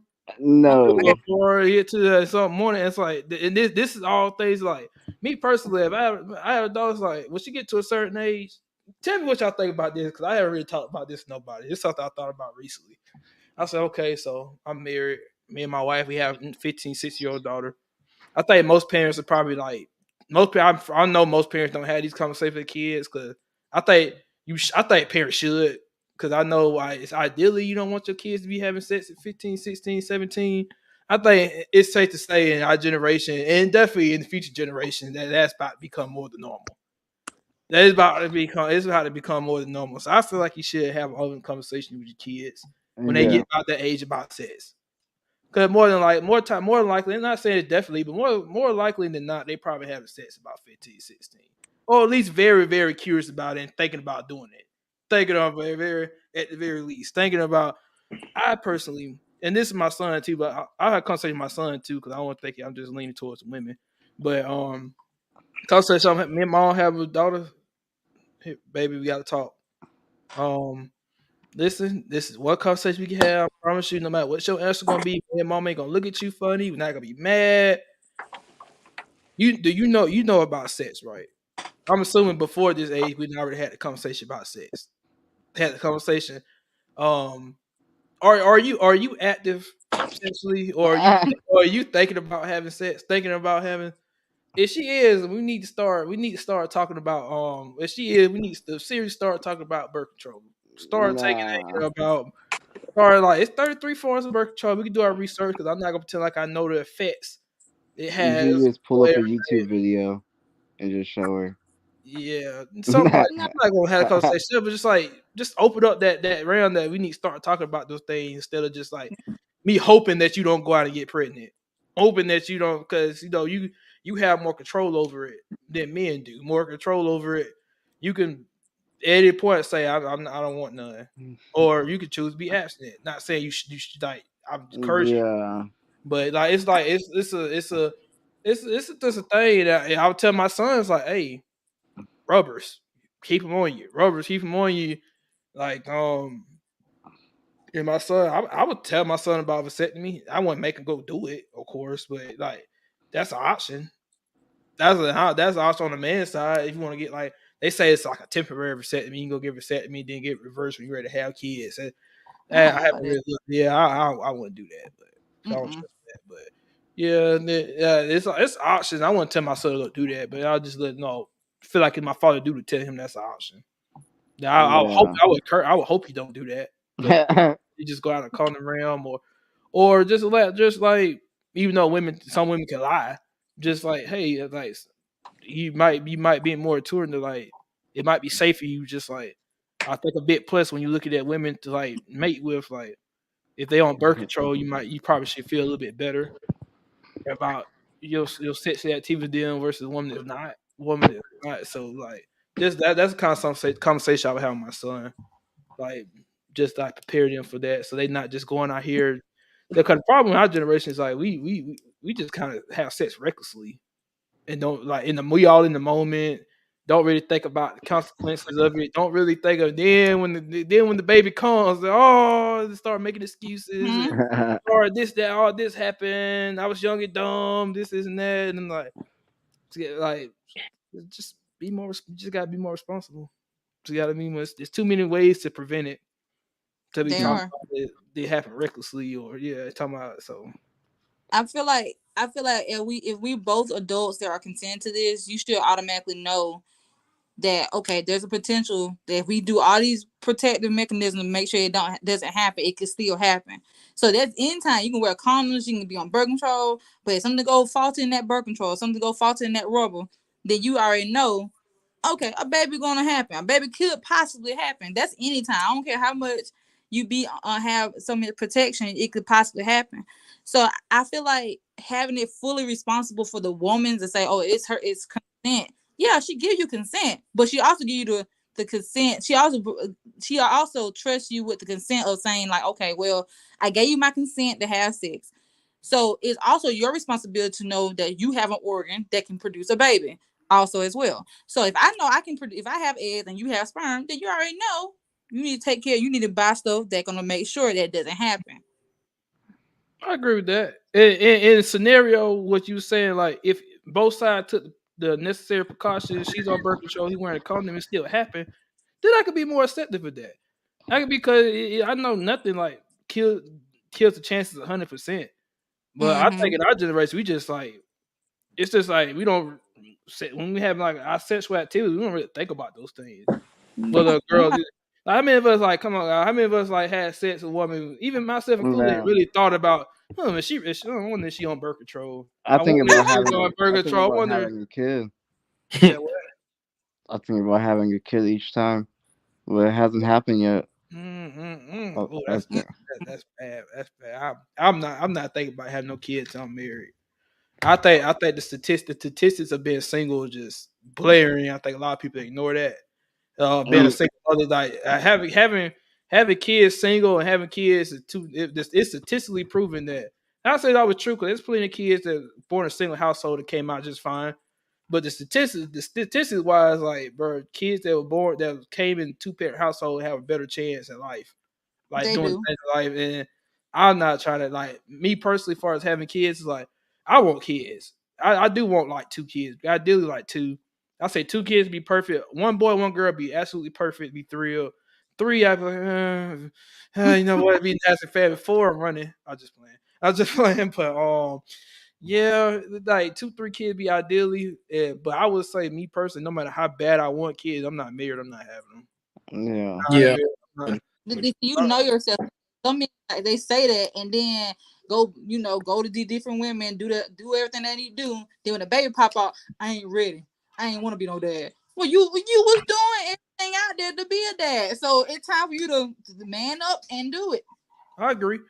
I agree with that. But I would say like going back to what we said, like single mothers, like I don't really have sympathy for every single mother because while there are some that definitely dads like chose not to be in their life, there's some that mothers made it impossible for dad to be in their life. Yeah. Impossible made it impossible or that Hmm. single mother that tend what the problem with a lot of modern day relationships today, one of the biggest issues is that especially the black community, a lot of women don't look at relationship as a necessity anymore. It's more of a luxury now. It's more of if a man don't do A, B, C, D, E, and F, then I don't need you. I go do it by myself. Don't need you. So a lot of single mothers have this idea. It's like, well, the baby daddy, if the baby daddy don't do everything I want him to, then I'll just go do it on my own. I don't need you. Don't need you like that. That's kind of like an attitude I see a lot of mothers have, and that's why those mothers I don't really feel bad for. Yeah, That I because mean, but that only could do so much. Yeah, like I said, the yeah, mother really has control because one of those yeah. unfair court cases that things in the law that the Tim and the kids automatically go to the mother. which I want to debate that one day. Why that's the case? Why that's the case? But like most kids tend to automatically go to the mother, so the mother has control over custody of the kid. And a lot of mothers, like especially women, tend to think more emotionally than men do. Tend to think more emotionally. It's like most women like emotionally because he ain't trying to fuck with me like that no more, or if he ain't doing everything that I want him to, then you ain't getting access to the baby. Then you're like some women use baby as a weapon. They use kids as a They do. weapon against a man, and the man only gonna put up there so much. He only could do so much. He only could do. He be like, Yeah. okay, you know what? I tried my best. You're not letting me really.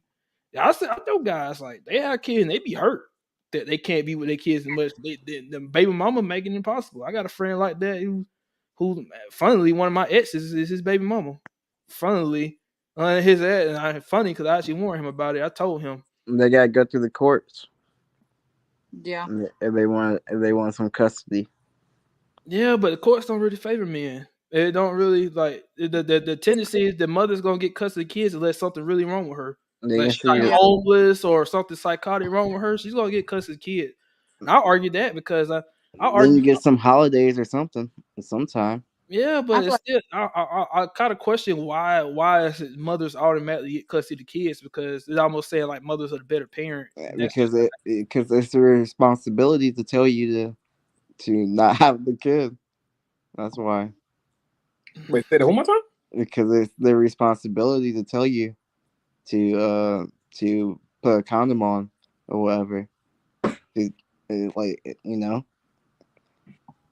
that's why. I I, mean, I just I don't I think think the real reason is it has a lot more to do with revenue, and it has a lot more to do with okay. So, like statistically speaking, how you were talking about earlier, Tig, was um, kids born in two-parent households statistically have a better chance than a child raised in a single mother household. What they don't say is a child raised by a single father statistically has the same chance as a child raised in a two-parent household. yeah, that is true. You So, know, it's the things like the stereotype that like the last 50 years has proven. That's why I say when I hear even I know guys I like work with or know they'll say I taught this like my side job. I asked the guys like, why do you think mothers get pretty much automatic parental rights over children when the court? He's like his response was the mother's more nurturing or the mothers are the better parents. Like it's not true. Yeah, like that's been debunked the last 50, 60 years based on statistics. I was like, look at the look at the percentage of men that's in prison right now. Look at the percentage of those men that are born with a single mother household. Potential. Look at the average black 80% of kids today are in single mother households. Mm. 80%. Guess black men, those black boys read at fourth grade level. Read at more we all see. I don't really believe in movie references a lot, but one thing I do, you do see a lot of movies. What usually happen? Even like movies old as Boys in the Hood, Trey at the beginning of the movie.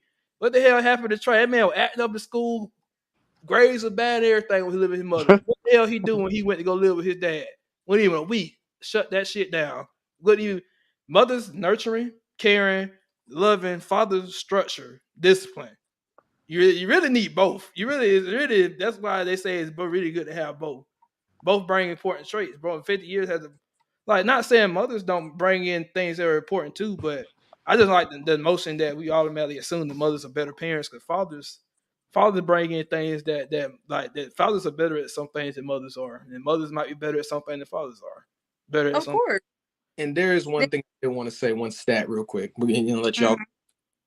Did y'all like one thing though, especially being a black man and being in the black community. Um, what they we have like the stereotype of fathers aren't engaged, absent fathers. We have that stereotype across the board. Did y'all know that black fathers are actually the most active in their children's lives? Yeah. Statistically speaking, black fathers outperform every other race of father. Yes.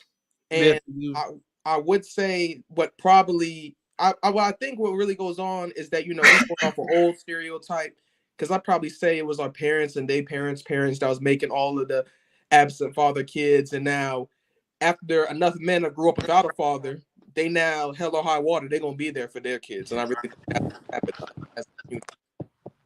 That's But true. but go That's ahead. I didn't mean to cut you off. No, you good. It's true because we grew up around a lot of those stereotypes. Like even I grew up on it. Like I ain't saying my family directly taught me this, but I grew up like really believing that black men weren't shit, bro. That black men were not shit. I grew up believing that shit. How many of you grew up believing that? Like telling yourself like, damn, bro, I can't make sure when I have kids, I gotta make sure I don't become a deadbeat.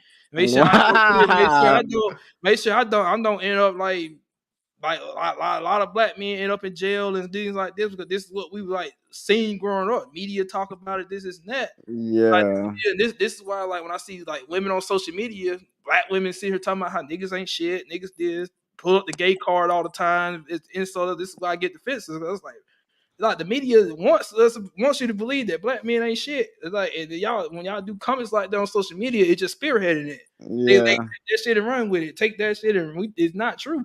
Like bro, 55% of black men are actually single and childless. Single and childless. Over 60% in the middle class. Over Mm. 60% in the middle class. I'm like bro, 80% of the kids out here in the black community today, only 18% of men are responsible for over 80% of kids out here. 80%. And that means it's not the stigma that we just running around fucking and having kids. Like it's actually not true. And Mm. also another stat, like black men are the second most desired man on the planet. The mother the only one that's slightly desired more is white men. Not just slightly. Slightly based on statistics, slightly. So we're like what black men like we a lot better off than the world tells us. Or they try to make it they try to paint us. Try to paint us why And then one thing since you brought that up that I didn't want to talk about. Y'all like you said, you was already brought up thinking, it was bad to be a black man. Like, like that's the scum of the earth right there. So what I've noticed was happening with a lot of brothers, they'll kind of grow up in that and think, like it's kind of like a halo effect. Like girls, they can do no wrong, mama is close to God, all of that. And then as you get older, you're gonna start to realize that, mama probably wasn't doing everything perfect how I was conditioned to think. You also going to now a lot of things that dad had a problem with that you was with mom. You was like, God, dad tripping. I don't know what he going on about. Now things start clicking because now you have to live in the world as a man and see how things operate and see how things go. So, well, I think like because there's like I call it the red pill rage, that common term.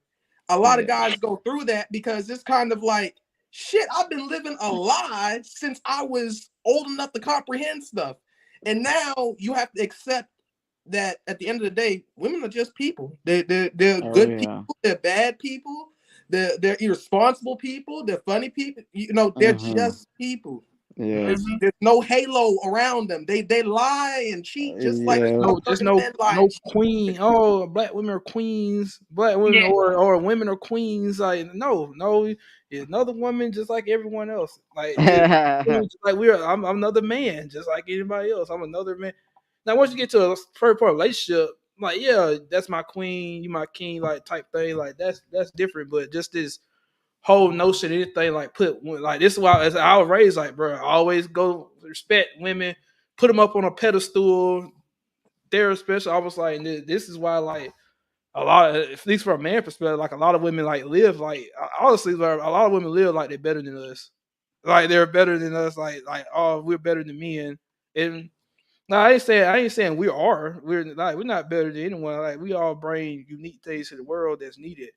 Things to the world, but not like neither one of us are better than the other, but no, that just I feel like coming like a lot of women like live like that. That's why you had this. I don't need a man. I don't need a man. That's it's always funny when I hear like women say that. I don't need a man. Fuck a man. This and that. I don't know. I watched a video earlier with it's this group called Eight at the Table. They was talking about that. They was talking. They was talking about I forgot what they was talking about. I had to bring up another shit. But yeah, it's interesting though. It's a good conversation. Yeah. I mean, same way we don't, need a woman. They don't need a man. Sometimes they just got it by themselves. I don't believe in so the group it was a video earlier I was watching. So they tell you basically the women they was trying to like argue that that men needed them. Men needed them. They were trying to say that like I guess they try to say things that women doing around the house like cook. Cause Yeah. he was basically like, what does a high value man need a woman for? What does it need a Uh-huh. woman for? And they start naming off things that they do. Like, I'll take care of the house. He's like, I can pay somebody to do that. I can bring in a maid. I could cook. Yeah. I could cook. Oh, I could bring in a chef. I could cook myself. Things like Yeah. that. She's like, no, you need a woman. He's like, no, I don't need anything. I can outsource all that. And I think it's funny because they didn't even bring us video, but one point I have in that was I was like, shit, I like single women already do it now. I was like, they say they don't need a man, but they don't think about the fact they use the man service every day. They don't really think about it. I was like they don't need a man, but they outsource. That's because you have the bill, we have money that they basically all women single mothers probably don't think about it like that, but all they really do is outsourcing. Mm. Is outsourcing. All you're really doing you outsourcing. Basically what I mean by that is basically mean out this like because I posted on this Facebook the other day this woman talking about she didn't need a man, like I don't need a man, you go do this and that for me. I was like, and I commented, I was like, well, since you don't need a man, next time your toilet get clogged up, don't call a plumber. Oh, if you go call a plumber, make sure the plumber's a female, not a man. Make sure the plumber, if you 3 o'clock in the morning, your window getting broke, make sure you call 911, but make sure that the officer a female. Oh, And come not a on. man, and not a. And they said officer's a female, not a. Your house on fire, you call the fire department. Make sure the firefighter is a woman, not a man. You're And taking you you're don't need taking to. it very literal. Don't need to. I know, but that's just my point. It's like basically like a lot of females. Like I feel like men to say men. This is why I fight the double. This is one of those double standards. Cause like guys look at it like, shoot, well, you don't need man, you outsourcing for I things mean, that normally a man would do in your relationship. But if a guy, my whole point with that video, the women got the fist at him for saying the same thing. When they was like, well, I could cook, I cook. Well, I could, he basically like, well, I could pay somebody to do that. Or I could cook myself. yeah, Oh, I wash clothes, take care of the kids. Like babysitter, pay a babysitter, pay. I can work from get it. I can if I got a company higher up, I can work from home, take care of my kid while I'm working, or I can do a babysitter. If I need somebody to cook with food, well, I cook myself. I can buy me food. And as soon as he said that, they got defensive. Like, oh, you said you can outsource instead of need a woman. I was like, well, it's no different than what single mother do. Y'all outsource when y'all need things done that normally a man would do in the house. Man using man in the house make repairs to the house. Instead, y'all yeah. just call the maintenance guy. Y'all just call a maintenance repair guy. That's outsourcing. That's outsourcing. Same thing. Same thing. It's one of those double standards. I'm gonna write a book I about this. think that goes to like what I was gonna say. Oh, Tasia, you about to speak? Oh, I was just about to say I agree with Drill was about that because I never thought of it about that because I hear a lot of women say like I don't need a man and I have when I was younger I used to say like I don't need nobody, but then I thought about I'm like okay if I don't need nobody he might not need no woman because I mean what am I if I'm offering just the basic thing that he can do himself what's need for me? So I was like okay well I get that I never thought about it like that. Yeah, my thing on it is I just think that whole mentality is kind of toxic. Well, not toxic. I hate that word.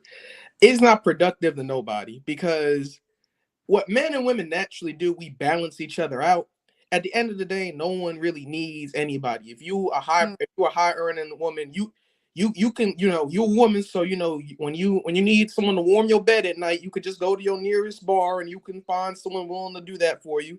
Or they probably a whole list of men on your phone. You need something fixed, you call the repairman. You need protection. You could get a security system. Live in a nice area where they got police patrolling. If you a Yep. guy, you want someone that's going, be there for bedtime. You can either work out, get swole, have a lot of money, look flashy, go out to your favorite bar, or you could hire, someone, call them over, pay it, leave their little money on the table. Or you can, you need someone to cook. You can hire a chef. You need someone to clean, hire a maid. That's a toxic way to look at it because that's isolation. That's isolationist mentality. Like That is true. at the end of the day, no, we don't technically need each other, but Mm-mm. to have that balance because at the end, because like, and this coming from someone who's seen this in their own parents, too much masculinity, you kind of are a bit of an asshole. It just is what it is. And then too much femininity, nothing gets done, and everyone just kind of sits around very comfortable. Yep. You know, if you got a direction and you know you're trying to go somewhere, you're going to kind of need both, and both is going to give the balance that not only a child needs, but both people need in their life. Like, you know, you can't be too hard all the time. You can't be too soft neither. You got to find a healthy medium. I agree. Exactly. Yes. Earlier that there's nothing wrong with the more feminine man. Not all the way. It has to be a balance. Like he can be able to express his emotion. He can be able to tell me what's wrong with him. He can be able to, if a man want to get his toes did, you know, he can get, you know, pampered. I should say pampered, not get his toes, but get pampered. Then there's nothing wrong with that. But a lot of them like, I want a hardcore man. I want this. I want that. Okay, those are wants, but that should be your standard. Your standard is like, I want a good man. I would like a good man.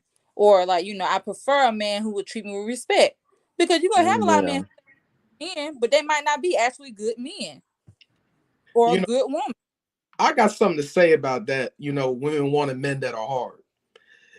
You know, I think that's the biggest lie ever. I think Yeah. that is cap, because this is why.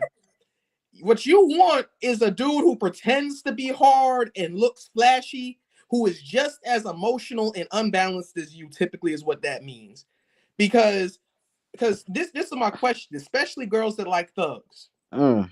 Who raised the thug? Where did they learn how to be a thug? What was the primary thing that they grew up around? Odds are, mama Rap was. I music. mean, it was just mama. You didn't have no real male influence. The male influence you picked up came from TV. It came from your little hoodlum friends. It came from bad influences. Being masculine has a lot more to do with stoicism and self-control than it does, it's very feminine thing to, as soon as someone look at you weird, now you want to retaliate, you want to buck up, you want to do whatever. Because think about when you dealing with a bad type of woman. You know, some woman, y'all seen this in high school. Two girls look at each other. What that, what looking at? Hair start flipping, people start getting aggressive. Next thing you know, it done turned into whatever it done turned into. Yeah. Same exact things happens to dudes. Only difference is, since they never learned that masculinity and that emotional control, now that's gonna turn into someone dying or shooting or God knows what else. So when I hear a True girl that. say, "I need a real man," no, you don't. You No. don't want a real man, because a real man's not going to respond and be emotional like that. He's going Yeah. to be very level-headed and Yeah. stoic, and he's going to more so have the, look, I'm giving you what I'm giving you. You can take it or leave it. I'm not about to stress myself out and then Hey. experience that don't work. Yeah. Yeah. That's a lot of mothers train their daughters or train their son like, okay, you don't show emotion. If you show emotion, you weak. Or if you allow somebody to run over you, you're weak. And sometimes that you raising your children to be like that, and then when they get into a relationship, they taking all those teachings they learn from, oh, can't be weak, you cannot show emotion, and then that's why you have men and women that beat on each other. That's why you have men and women that kill each other. Mm. It's a process. It's hereditary. That is for hereditary. It's, you learn from your environment. This how a man's supposed to be. This how a woman's supposed to be. Yeah. I agree. Although I will say something controversial. I believe. Although I heard you say, yeah, men should be allowed to like show their emotions or like be able to vent by emotion. I will say, my controversial thing. Me personally, my wife wouldn't be the first person I think about venting to emotionally. It would actually be my homies. It's actually be the reason why I say that is because I think your homies would tend if you got really true friends, they would tend to understand more what you're going through than a woman would, depending on what you're going through. Like me personally, Yeah. I come on a bad day at work. I call a bad day at work. Depending on what happened, like I might talk about it with my wife, but yeah, something like that. Yeah, I might be willing to talk about it with my wife more, let her be the one I vent to more than anybody. But if it's something like I can't think of it on my head, but it's something like mainly like really only men understand or something, I wouldn't talk about it with my wife. And I would just hope she Yeah. be the one to like just be there. Don't ask me too many questions. Just kind of like be there. just like console. But I wouldn't like go into detail talk about it too much with my wife. It's something I was like, okay, that's for the homes. That's for the so that's my thing. But I do agree, like, yeah, we have to be able to open up a little bit more, not be too hardcore. I just think now going back to the beginning, I just look at masculine and feminine as just sort of mindset. Like I don't I again like beginning of the show, like I talk about, I don't really look at it as like a actions as much as like a mindset. Like even like Mhm. not saying like say one thing about men, you're assertive, leader, kind of dominant. That don't mean you're gonna show it all the time, but it's like a trait that's Yeah. there. Yeah. The trait is there, and you kind of use it normally. Like that's what I mean by like the mindset. Not to say you have to be like that all the time. Same thing. Women's like feminine women to me is sophisticated, carefree, um, supportive, But that's selective too.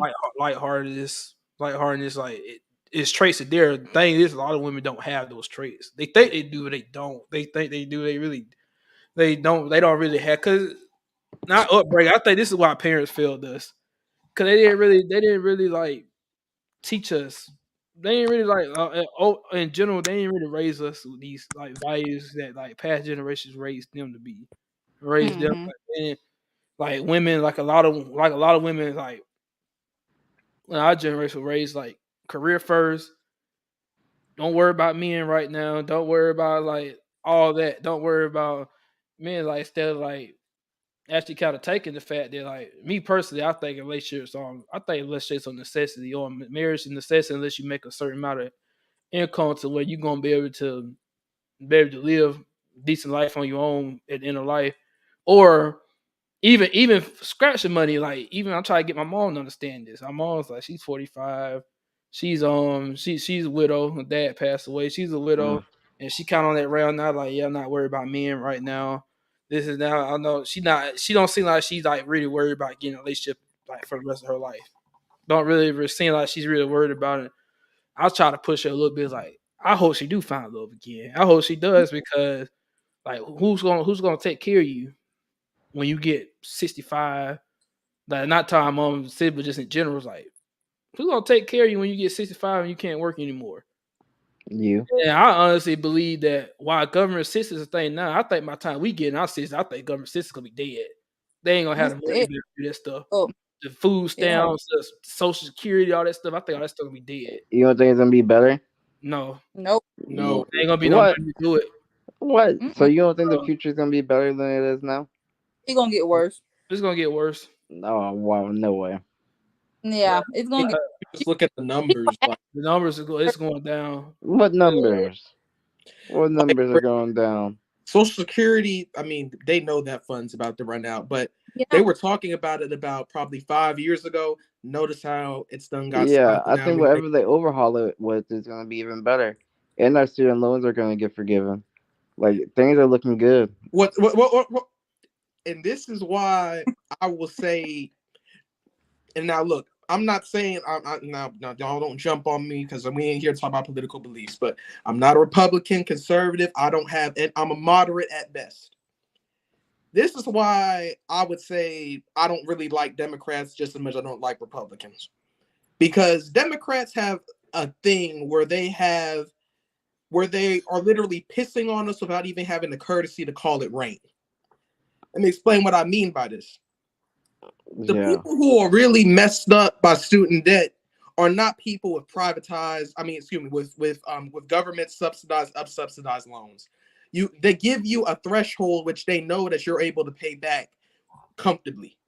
The people who are screwed up are dealing with Sally Mae and whatever third party lender that have extremely high interest rates. Like as a person who has a degree in finance, a 2% unsubsidized rate or subsidized rate is not going to hurt you long term. But if you have variable interest on a 12%, you have 12% interest, it can go up to 14, it can go down to 8, just depending on what the bank thinks is fair. That one, no, we're not going to do anything to help you there. But this one that has the low interest that, pay it back whenever you get a chance, that's the one we're going to work to eliminate. Or hey, that is true, but it also is true as a finance major. When you have debt, the first thing you should do is pay the smallest one off first. That is a first step. Um, So that- it is good that the government is even doing anything towards your student loans. So I will take whatever I can get from them. I And mean, I am glad they are making more steps to help the people who have taken, loans out and, through what, FAFSA or whatever. Me. I know it's me. Yeah, I just think these government assistance. I think by the time we in assistance, I think you're not gonna see that as much anymore. Mm-mm. Even so, like government assistance shouldn't be your retirement plan. That's a sub. That's a subsidy. I think especially like if you look at statistics, it tend to lean towards like mostly women. What do Like you we recommend? use government assistance like when they get to an older age more than men do. That's why you see the homeless population tend to be dominated by men. Tend to be because they don't really some government assistance men don't even have access to. Men don't even Well, have like women do. Don't even. it's crazy now that you said it's crazy that you said that because like I've been noticing a lot of single men getting food stamps before women with children are getting food stamps, and that's kind of crazy. mm, Mm. I one of my family members, he chose not to work and just apply for government assistance. And my mom at the time she had two kids that we were like less than 10 years old. She tried to get him, but she could not get food stamps because they claimed that she made too much money when she really didn't. Mm, And he got government assistance, getting paid like $500 for food stamps. wow. And we was like, well, how is that possible when she got two children? She's like, they said her gross pay was okay, that's livable, but they're not taking out the money she take home. I might get that confused, but yeah. So I really don't understand that. I can't get food stamps no more because like I pay too much money now. But it is I feel like government assistance, government programs, they're not gonna be here when we get older. They're not gonna be here for our children or their children. It's not gonna be here. Yeah, I agree. one That's of the what. worst things because like I don't know how real this is. I still got to do my research. But one thing that I was hearing that they're trying to start doing because like I'm sure y'all are aware of housing market, how expensive rent is, all that other Yes. stuff on now. And one thing that they're now going to start doing is to balance out the playing field. Let's say you have a lower credit score or something. They're going to now charge people with a better credit score, more savings, bigger down payment. They're going to charge them more to get that buffer window for people who have a lower credit score and a lower down payment. That'd be nice. No, it would not be No. because if you are me Yeah. and you done busted yo, you know what, trying to make sure you saved up your money and you have a good credit score, and Mm-hmm. now you can't escape debt, even no matter how hard you done prepared. Yeah, And that's now messed someone up. else come along, and they, they might have had some rough years or whatever happened. Now my money is going directly to them that I done No, busted my behind to get. that's like I don't agree with that because if I have I don't my credit score is almost to 800, and but pay my debt off, and I'm not gonna do that. I'm not gonna pay for somebody else to get the benefits that I work hard for. I'm sorry, that's just wrong. Well, That's this just is a functioning society. Sometimes we have to do things for other people. That's what we always do when we step outside. We it's are different. we are contributing towards the betterment of society and helping people that Especially That's what they're are using their help for. It depends on less what they use. fortunate. Depending on what they're using their help for, because a lot of people that use government assistance, they tend to depend on that when they could really just went and did the work themselves. Really, yeah. COVID proved that more than anything. People got COVID and it stayed off of work for months. You know, they only had COVID for 2 weeks getting that damn. Hey, Why jobs? This is yeah. why damn jobs had a problem with damn hiring. This is why jobs, because people just like, no, I just sit at home and get paid COVID pay. Sit at home and get paid, or I get paid unemployment, get paid, even though Well, damn well they can get that. They only had COVID for 2 weeks, they can get their ass up and go work again. Yeah. Yeah, here we go, taking out of my damn taxes, taking out of my. But you to get Mm. COVID pay sit on your ass. You to get COVID. Like people use that as a thing. Like I don't have to. Why using my money for you to go sit on your ass? For you to go, like, and I don't know. I just think, like, say when we get to our age, I think it's just gonna be a thing there. That's why something they don't talk about much. You starting to see the population of homeless women increase. You starting to see it's gonna keep increasing as we get older. Cause Mm. and you this gonna start the women that sit out here now, the women that sat out there when they was in their 20s. and hollering about they don't need a man and they ain't worried about getting married and this and that. They got in their 50s and this is that. And I think another thing's fucked up. A lot of people use their kids as their retirement plan. That's They fucked up. do. That's That's fucked messed up. up. I'm gonna have to go through that shit myself. Through that shit. Not saying my mom like intentionally did it, but just like they're just the bad spending habits they had when I was growing up, like not really being financially responsible. Like I'm gonna have to pay for. I'm gonna have to pay the price for that. Pay the for now. Yeah. You ain't got enough because basically, if you don't make enough money, you don't have enough money to retire off of. You don't have enough. What are you gonna do when you 70? That little retirement money you did save is gone. There's no government assistance, and your kids can't help you because they had their own families to take care of. What you But gonna that's why do? the retirement age up though. 'Cause I think the retirement age, if I'm not mistaken, I might be mistaken, is above 65, right? No, it's They about push 65. they It's push it about up. maybe 65, 70. 65, 70. Yeah, Even then, you still got another 10, 15 years roughly of life based on life No way. expectancy. The life expectancy is like mid 80s. It's like mid what's that? 80s. Be working For at Walmart. Like I'm not. I don't want to be working at Walmart or like whatever type of job I'm be working at. I don't want working there. Like my body, your body start giving out at a certain point. Not like that, but like you getting older. You don't have the bones if you were like in your 20s or 50s even. So you're 70 mm, years old, still working 9 to 5. That's kind of sad. That's mm, really sad. Government, we put the amount of money that we put in the government every year when we pay our taxes, everything we pay our money for, we're not getting that money back and we're not taking care of the elderly people. That's messed up.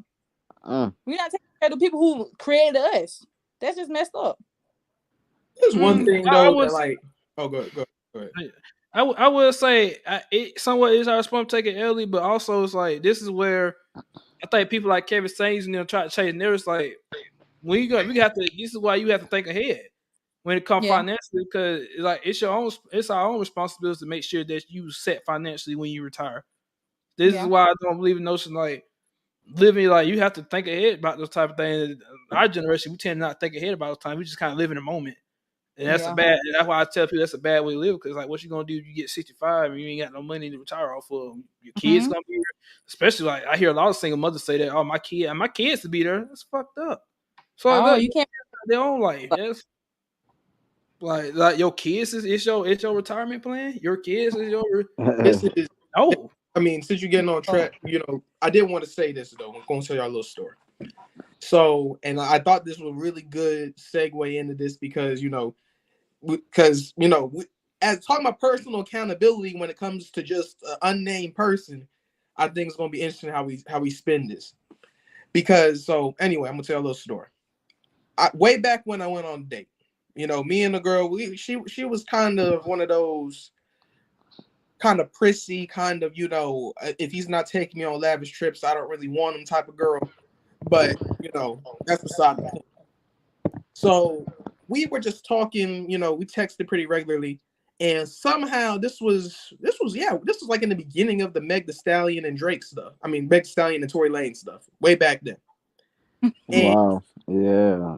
that was before I knew anything. And my whole stance was, well, I mean, I don't know what the man did, but I'm just gonna go and blindly say yes, he's guilty, and I don't know the story. I don't even know what happened. And that somehow turned into why do I hate black women? Now, why am I bringing this part up? Because he said that after I said, because I remember exactly what I said. I said, no, but I will say I don't hate black women, but there are definitely room for improvement. Did anyone know that the most evicted group of people in America is black women?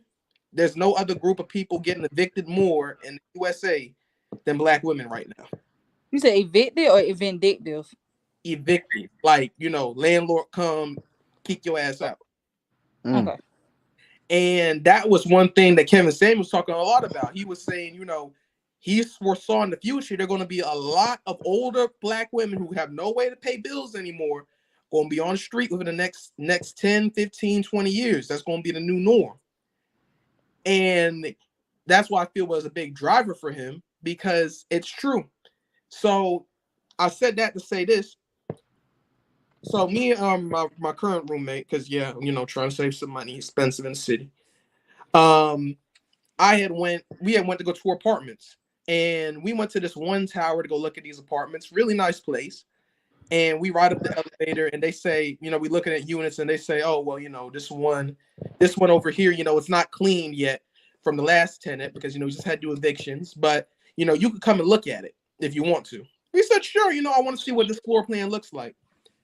We go up in there, and the place told a story. So you walk in, you could clearly see like balloons, like you could tell it's a woman that was living in here.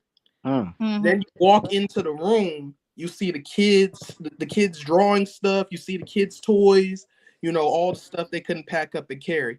And I'm just like, yeah, y'all kicks on that like a kid. And that already messed with you a little bit. So then we went to the mama's room. So the apartment. Go in the mama's room, see Louis Vuitton, see Gucci, What? see Michael Kors, nothing but designer brand boxes all up in the mom's room. All the stuff gone, but that's what all was in the room.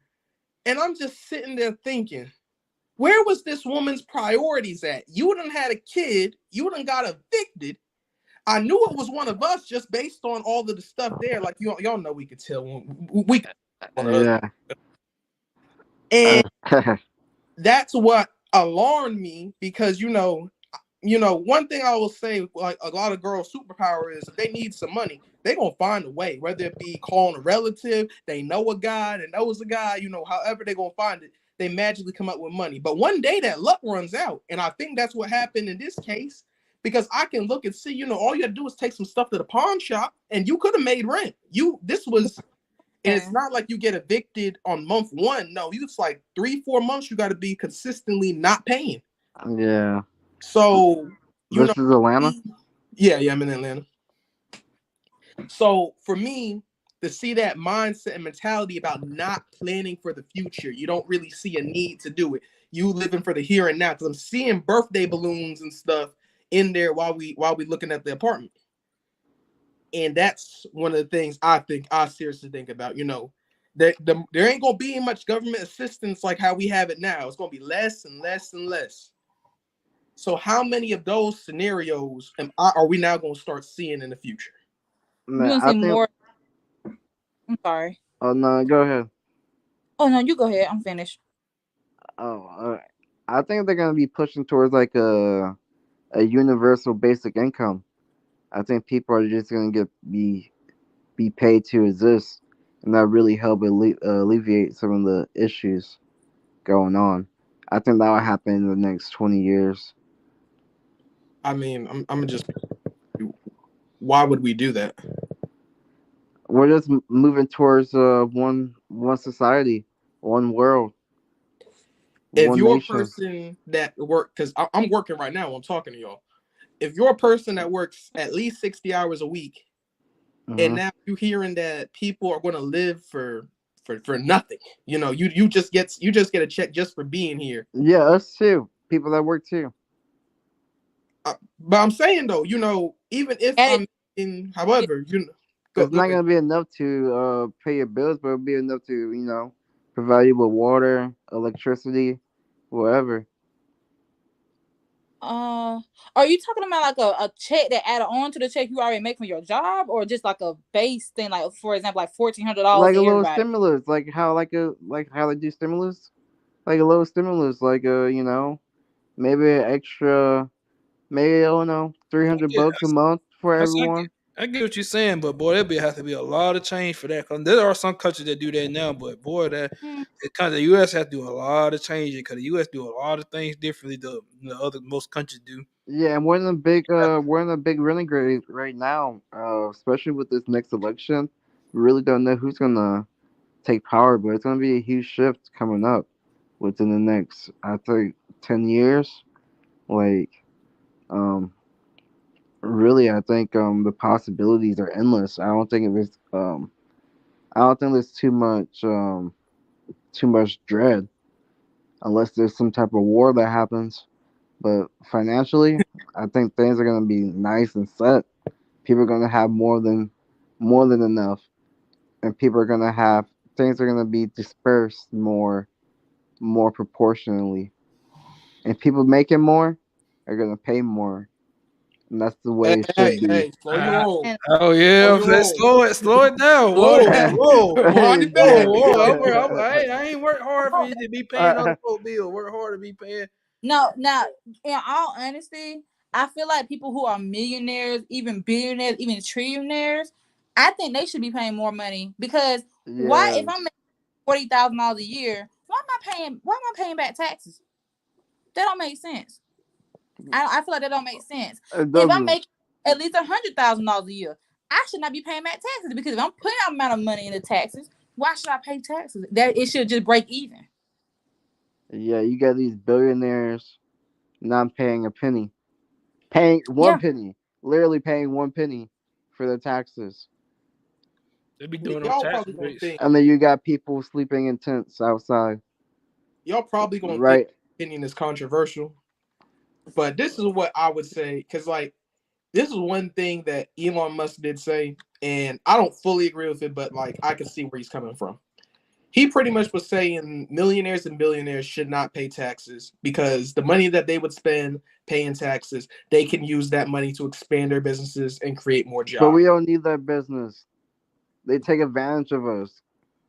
They market us with millions of dollars to get us to buy chargers that don't come in the boxes.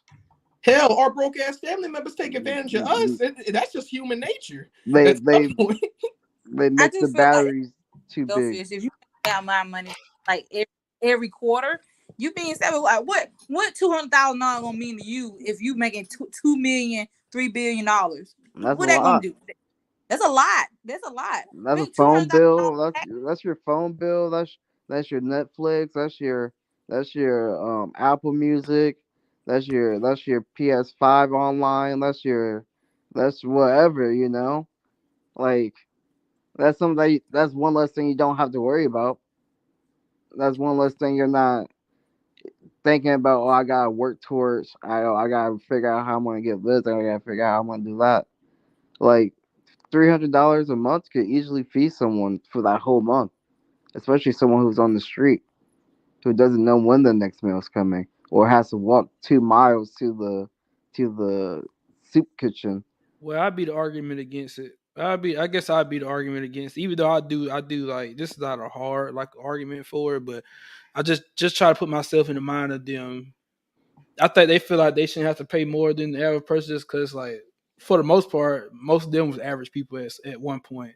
Never. They spend years working their ways. Some are not some are does inherit it. Like you got kids inherited into the empire and all that, but sounds like for a lot of millionaires were average people at one time. Like they weren't born into it. They had to spend years working with a professional athletes or entertainment business on the business side of it, spending years building up a company, building or real estate or whatever the realm is. It's like they're probably looking at this like, why do I have to pay so much more through taxes? And I don't add any more to society as far as like financially like any more burden on a society than any other person. That money really don't matter.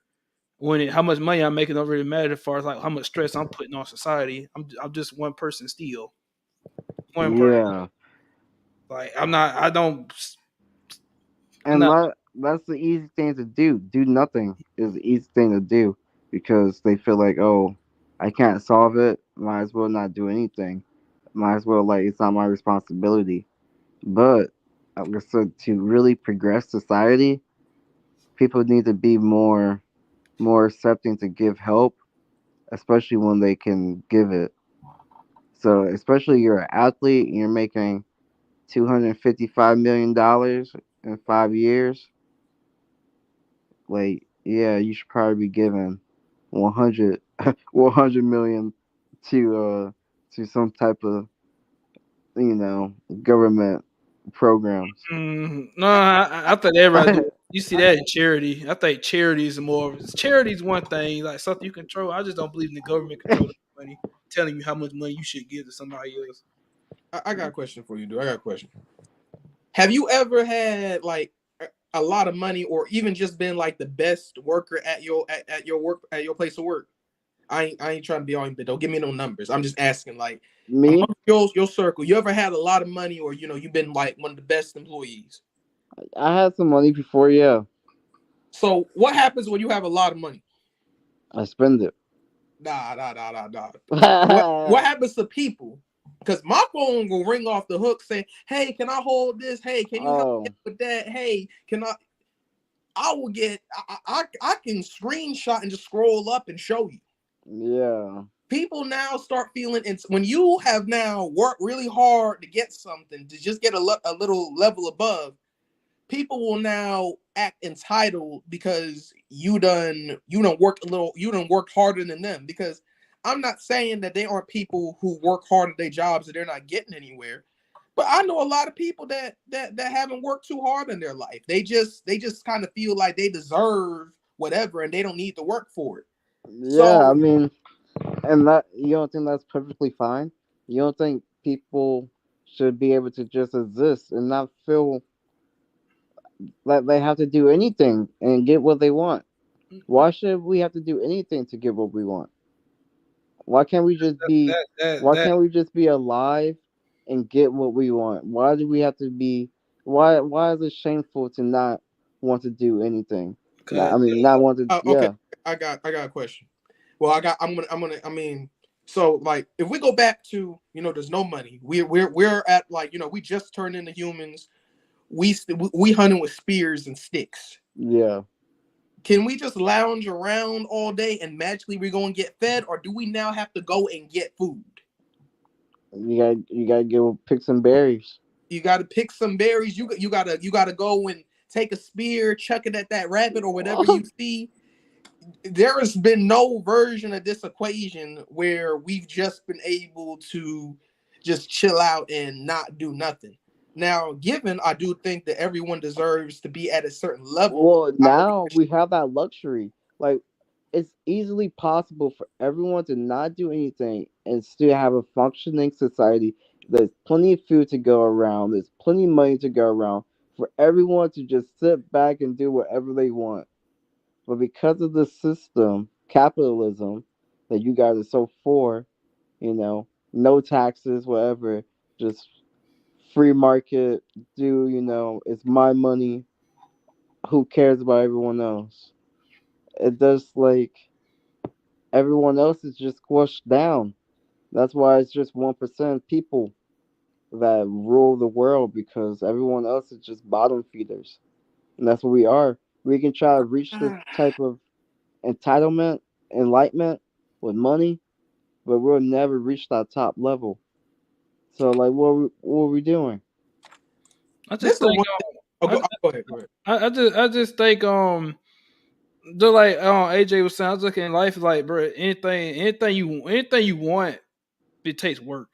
Anything you want, it takes work. No one just gets things just because. Just you don't shit. Oh, you shouldn't feel. Oh, you sometimes you shouldn't feel entitled to get things just because. Just because, if that the case, like yeah, in those millionaires that work that hard to build a company, they should. I should just got this company just because. I shouldn't have did the work I did to get this company. Did the work I did to get this company. Like it's just like same thing. That goes with anything. Not even just about money. I tell people come relationships. Like one of the problem relationships today is like a lot of women think they entitled. But Think they entitled now to this. Like no, you're not. the the Take the thing work. about work is just built. Work has been built on our backbone, like black people, Hispanic people, Native Americans. Like we're the only people doing all this work, stressing work, work, work, while the other people are stressing investing, retirements, vacations. Like why are we talking about work all the time? Cause While those, they're talking about we're their next family vacation, their next island trip. cause those the But we're things they talking talk about about, work. but the things they talking about, what they had to do to even be able to have those discussions, do those things. They had to work. They had to work. They Nah, did. They just didn't it exist. didn't Like work. they didn't just wake up. We've been working for them the whole Mm, time while like they've been consuming our labor. This is what I gotta They're say. telling us to work more. This is what I gotta say in response to that. It's not a matter of working; it's what you're working for and what you Yeah, with the money you make. I can see that. Yeah, that's exactly. Yeah. Because like this is one thing though, like because Tay, I think you could speak to this too, because you kind of live corporate life too. And like I've seen people who, the satisfaction they get from knowing that they're doing the job good and they're getting the praise from the higher up people, that means more to them than the money they taking home. Mm-hmm. But for someone like me, well, I ain't gonna say that. We think y'all where I'm going. I love my place of work and my job. I'm very grateful to be there. But but for my last job, the last place I was at, you know, you just kind of there to collect your check, and you doing a good job because you want to make sure that you're indisposable. You don't want to you don't want to ever be in a spot where they say, well, I can pay someone else the same money and they'll do just as good as you do. I want to Ooh. make sure that I'm going to get my money every time, and then I'm going to save my money so that I can get what I want. Mm-hmm. You have to be working towards a goal is pretty much what I'm saying. You can't just work to be working. You have to think of the future, and that's where I think a lot of stuff with people working, and in a lot of relationships that I've had, a lot of people aren't moving towards a goal. They're just trying to move to their present. Yeah. And I'm not saying, I definitely believe like we should have a poverty floor. Like, at the end of the day, just for being an American citizen, you should have somewhere to lay your head at night. You should have access to food and water. You know, Probably a TV screen should be like, in a general common area of a shelter or something. I don't know. But I'm not going to co-sign on like, I would never co-sign like we get paid an annual stipend from the government just for being American citizens. Wow. And the reason why I would never co-sign on that, the economy is not designed for that. If you do that, then it's kind of what happened with COVID checks. And this is really what happened because, like, we could blame the rich, we can blame the poor, but really it was a collective effort, in my opinion. People might disagree, but this is really where I'm coming from. When you give free money to people, people aren't just going to save it and build a house or something. They're now going to go and do what the lady did in that apartment and go to the Gucci store, go to the Louis store, go to these places.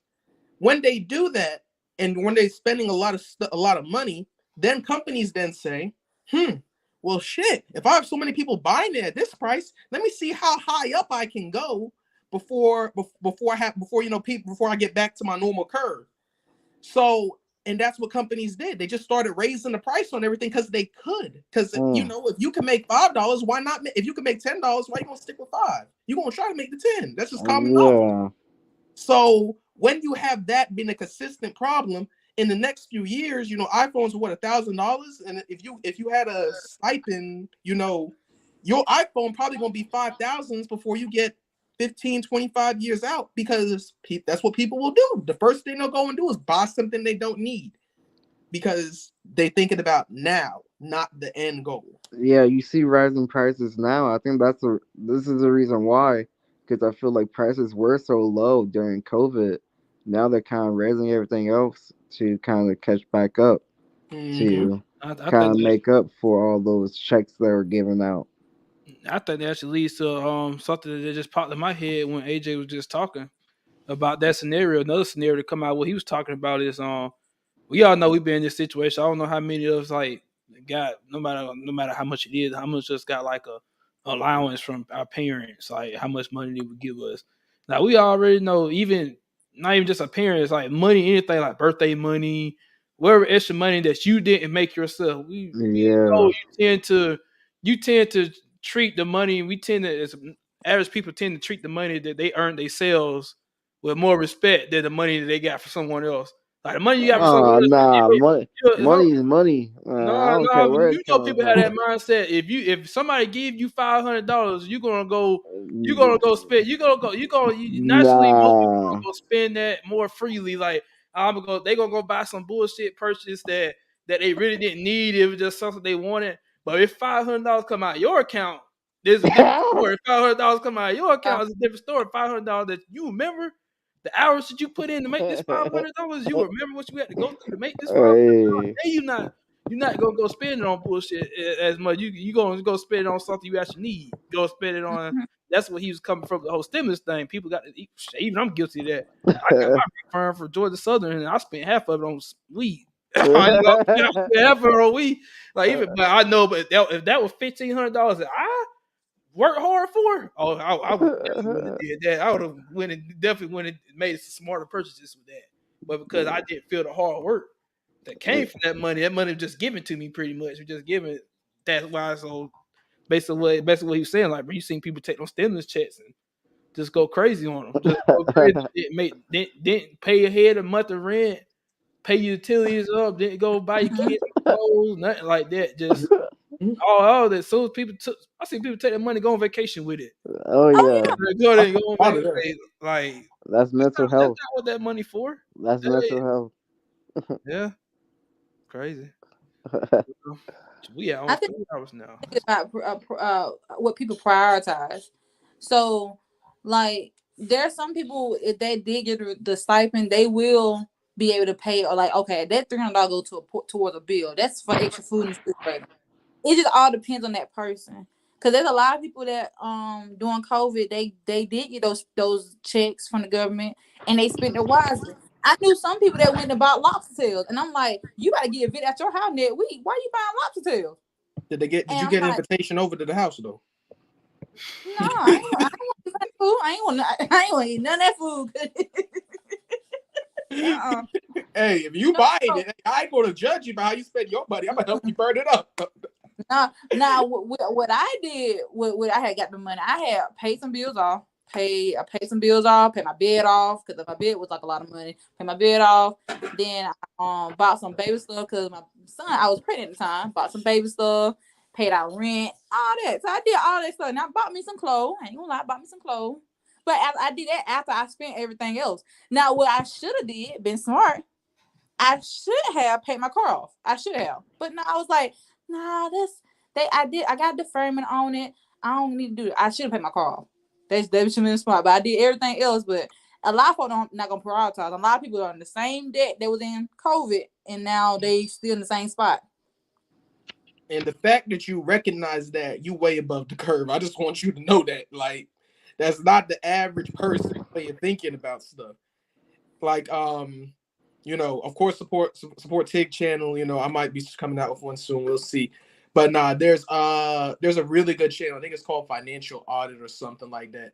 And it really goes through in someone's expenses, and dude just straight gives them some blunt, honest advice. Because at the end of the day, money don't got no feelings. Mm-mm. At the end of the day, like, look, you could talk about hope and feelings and all of that. At the end of the day, money is a cold-hearted, you know what? It don't give a damn how you feel. It's there or it ain't. Yeah. Oh yeah. Yeah. Fast. Well, it's been a good conversation. Yeah, almost 3 hours. Oh yeah. Mm-hmm. Yeah, I think this has been the best show so far. Definitely working Nice. on getting better and better. Y'all always welcome to join. I think next week conversation gonna be on Mama's Boys versus Daddy's Girls. I That think was that'd gonna be be that was gonna be tonight, but I think I like this conversation a little bit more than that. I think this conversation is more important to be had. Yeah. That was more like although I think that was important too. I think that was important too. Cause the whole reason I want to have a conversation about that next week is because because we had the stigma in our society, especially Black community, that Mama's Boys is such a bad thing. But there are some negatives. There are some negatives to it, but yeah, you don't really hear much negatives about Daddy's Girls. And I think there are some negatives with Daddy's Girls and not talked They about are as much. a lot. I'm not detailed with it, but I thought about it when you initially asked me the question. And after I really sat down and thought about it, this is why. And y'all can attack me in the next one. A guy more practical, at the end of the day, we know we'll never be their daddy. If they love their daddy, we will never be them. We might be daddy, y'all know, but we'll never be him. Like, especially if they had a good relationship. But women, Nah, I'm the queen. I'm the woman of your life now. That is your mama. Leave her where she at. I'm now the main priority. I think that's why it's looked at like that, because a guy more practical. That's a father. I can never be that. But women are kind of selfish, and it kind of starts. I was watching something with the lead attorney, and it was the ex-wife is now beefing with the new girlfriend, and the lead attorney. It was funny though, because he was going while she's talking. There was no problem. The woman done got the man arrested. I don't remember what it was about. But the woman got the man, the ex-wife got the ex-husband arrested, and the girlfriend's now saying, yeah, no one would let him go and spend that much money on her. And lead attorney's going, you're right. No woman would let her man do that for the ex-woman. Interesting. So I think jealousy plays a factor. That's what I'm saying.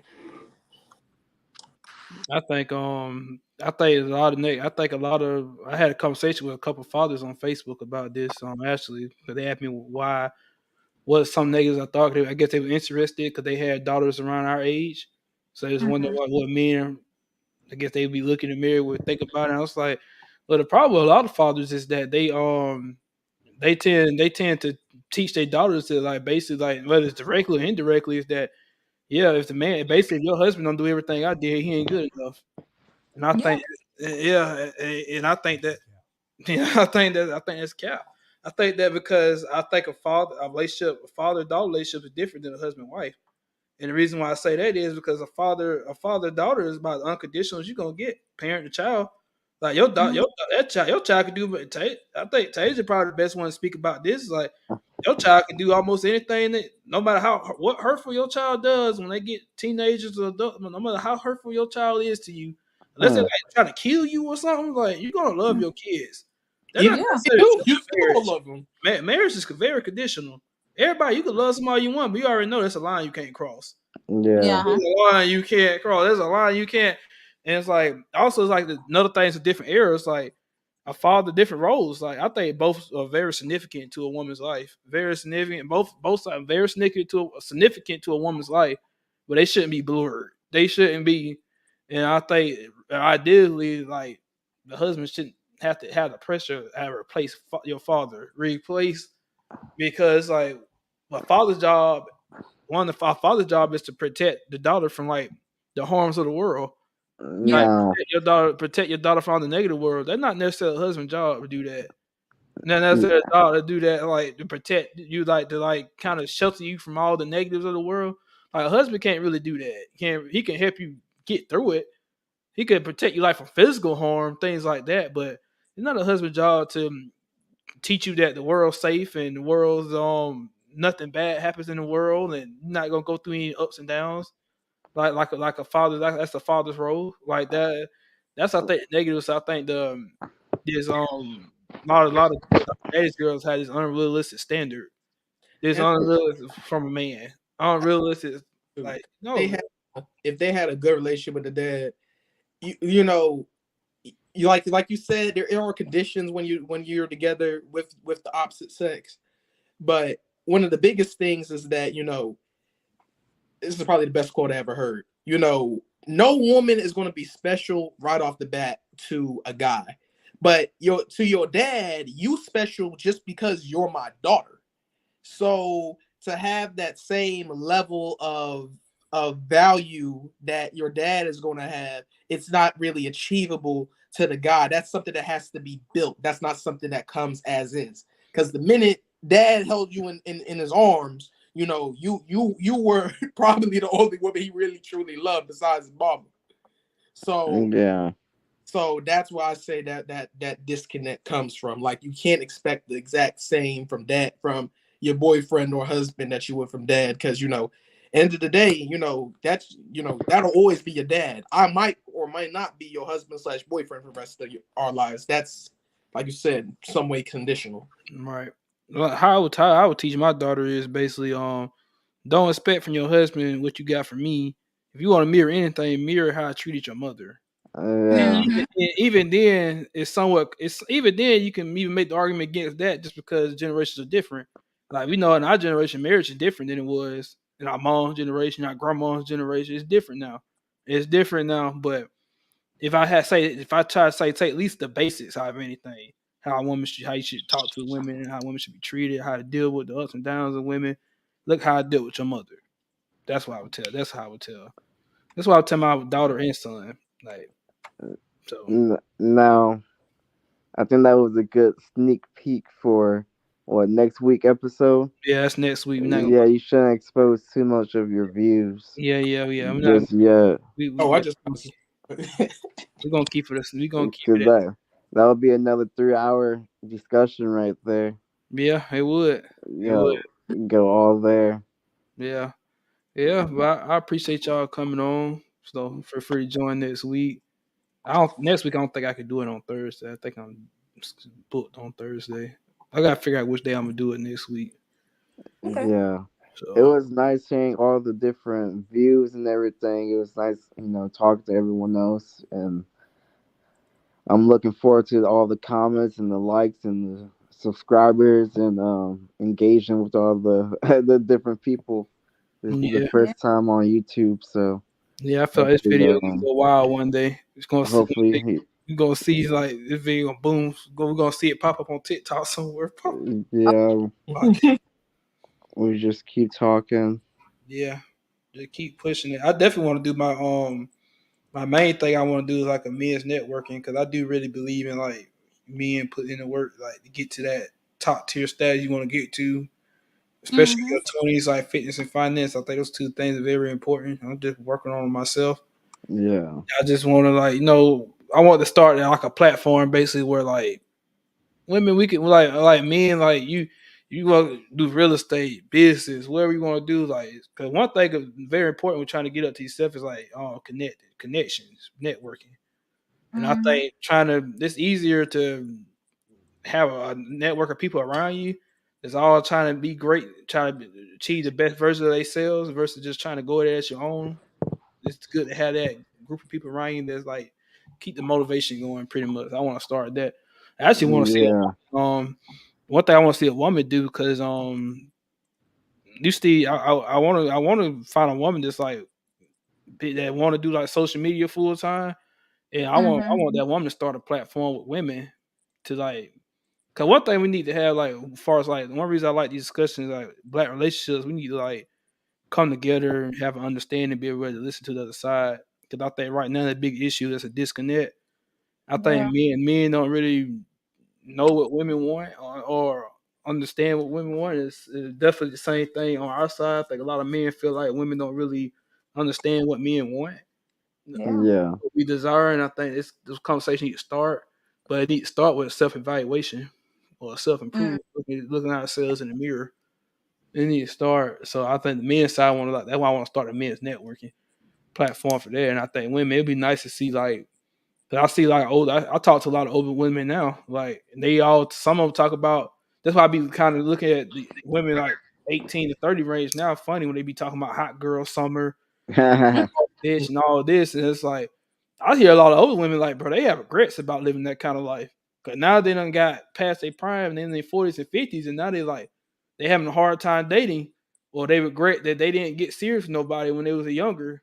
They didn't get serious no more. And they regret it now, and I kind of want to see a woman start a platform like connecting the older women with the younger women, kind of almost like a mentor type thing. yeah. I see a lot of women like I feel like a decent lot of women be really like get on camera. It's like, listen, y'all need to calm down with that. You need to just don't live this life, and you don't need a man life and all this because it gonna come back. It's gonna come back on you when you get older. Like, and then young women kind of like taking that in and accepting that, also having a platform where my long term vision of this, I would like to see a forum with this.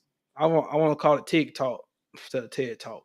TikTok, and I want to literally go in auditoriums, arenas, but on a stage, group of men on one side, group on the other side. We just sit down and have these conversations and just have open forum with a crowd of people. Open forum, like especially specifically black communities, like women state why do y'all think? Cause why do so many women think that black men have failed them? Cause I've seen one woman Yeah, say, yeah, y'all don't support black women. Y'all hopping to go marry other races, hopping to go marry other races. Then you got men's sides, like, well, it's hard to. This is the one thing men feel like it's hard to tell black women the truth. It's hard to tell black women because, well, that's more women in general. It's hard to tell women the truth. I actually have decent amount of homegirl, and they all say the same thing. They'd rather hear a comforting lie than the honest truth. Because like a lot of women can't handle the honest truth about things. Like, or like a lot of women come back if I say, yeah, I prefer not to. Even that's on Facebook. I say, yeah, I prefer not to date. I just prefer not to date a woman with kids. Me to come back, oh, you ain't a real man. Oh, Yeah. here come the broke nigga in the comments. I was like, it's already an insult. It's already an insult just for saying my preference, just for saying it's already like this is why guys tend to lie sometimes. Like because you can really be honest, really about what you want, really about being attached, really be honest. So it's like just having these conversations, just coming together because I think that's a very important thing. Because I want to see the black community go back because we not as strong as the past generations were. We're not like those generations. They went through civil rights, slavery, all Jim Crow, all that. But yet the black community as a whole was still stronger because they were together. Yeah, Yeah. families. They was going to church, praising together. It's like you don't see that anymore. Everybody's divided. Single mothers in the house by themselves, fathers are by themselves. Everybody's Mm. at each other's throat. Niggas ain't shit. Don't need a man. Yeah. It was like, yeah, all that. Like, so That's just what kind of they're clean all that's that what they up. want. That's Yeah, what they want us to be. yeah, pretty much. Divided. Yeah, it's up to us to change the narrative, man. That's what this platform is for. But I know it's after midnight. I don't want to hold everybody. But most people probably got to work tomorrow and stuff. So I appreciate y'all coming on. Yes. Shout Thank you out so much. Houston, Texas. Shout Shout out. out Atlanta. I'm about to Shout come out out there. Georgia Southern. Yeah, I'm about to come out there. Shout Yes, out to sir. y'all, I might man. make it. I might make a trip to Houston this summer. Yeah, I'll come out, man. yeah, you I'm gotta gonna show show me. you a good time down in Houston. It's Yeah, nice out here. gotta show All me. y'all should move to Houston. Yeah. Best city in Texas. I see people That's all traveling. I'm gonna say. I see people Yeah, I see traveling to Houston. there a lot. They got some good housing prices down there too. So I definitely Good, come out and do some YouTube. I see a lot of infamous YouTubers being in Houston, so I good might. housing, good food. Got a beach an hour away. It's Right, all good. right, All right, right. man. I appreciate the opportunity, man. No, I appreciate y'all. I just got to do one more salute. I just got to do one more salute Don't because I do know it. earlier Don't do it. we were talking about my ex earlier. So is she watching?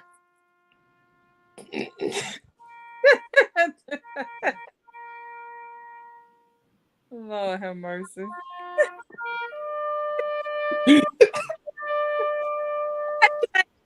I cannot be. I cannot. I'll be good. Go on. All right, man. Good night, y'all. Good night. You know. Oh man, that's funny. Y'all, and that's the show for the night. That was a lot longer than I thought, but that was a really, really, really good conversation. Until next time, it's your boy Tig. We out. We out. We out.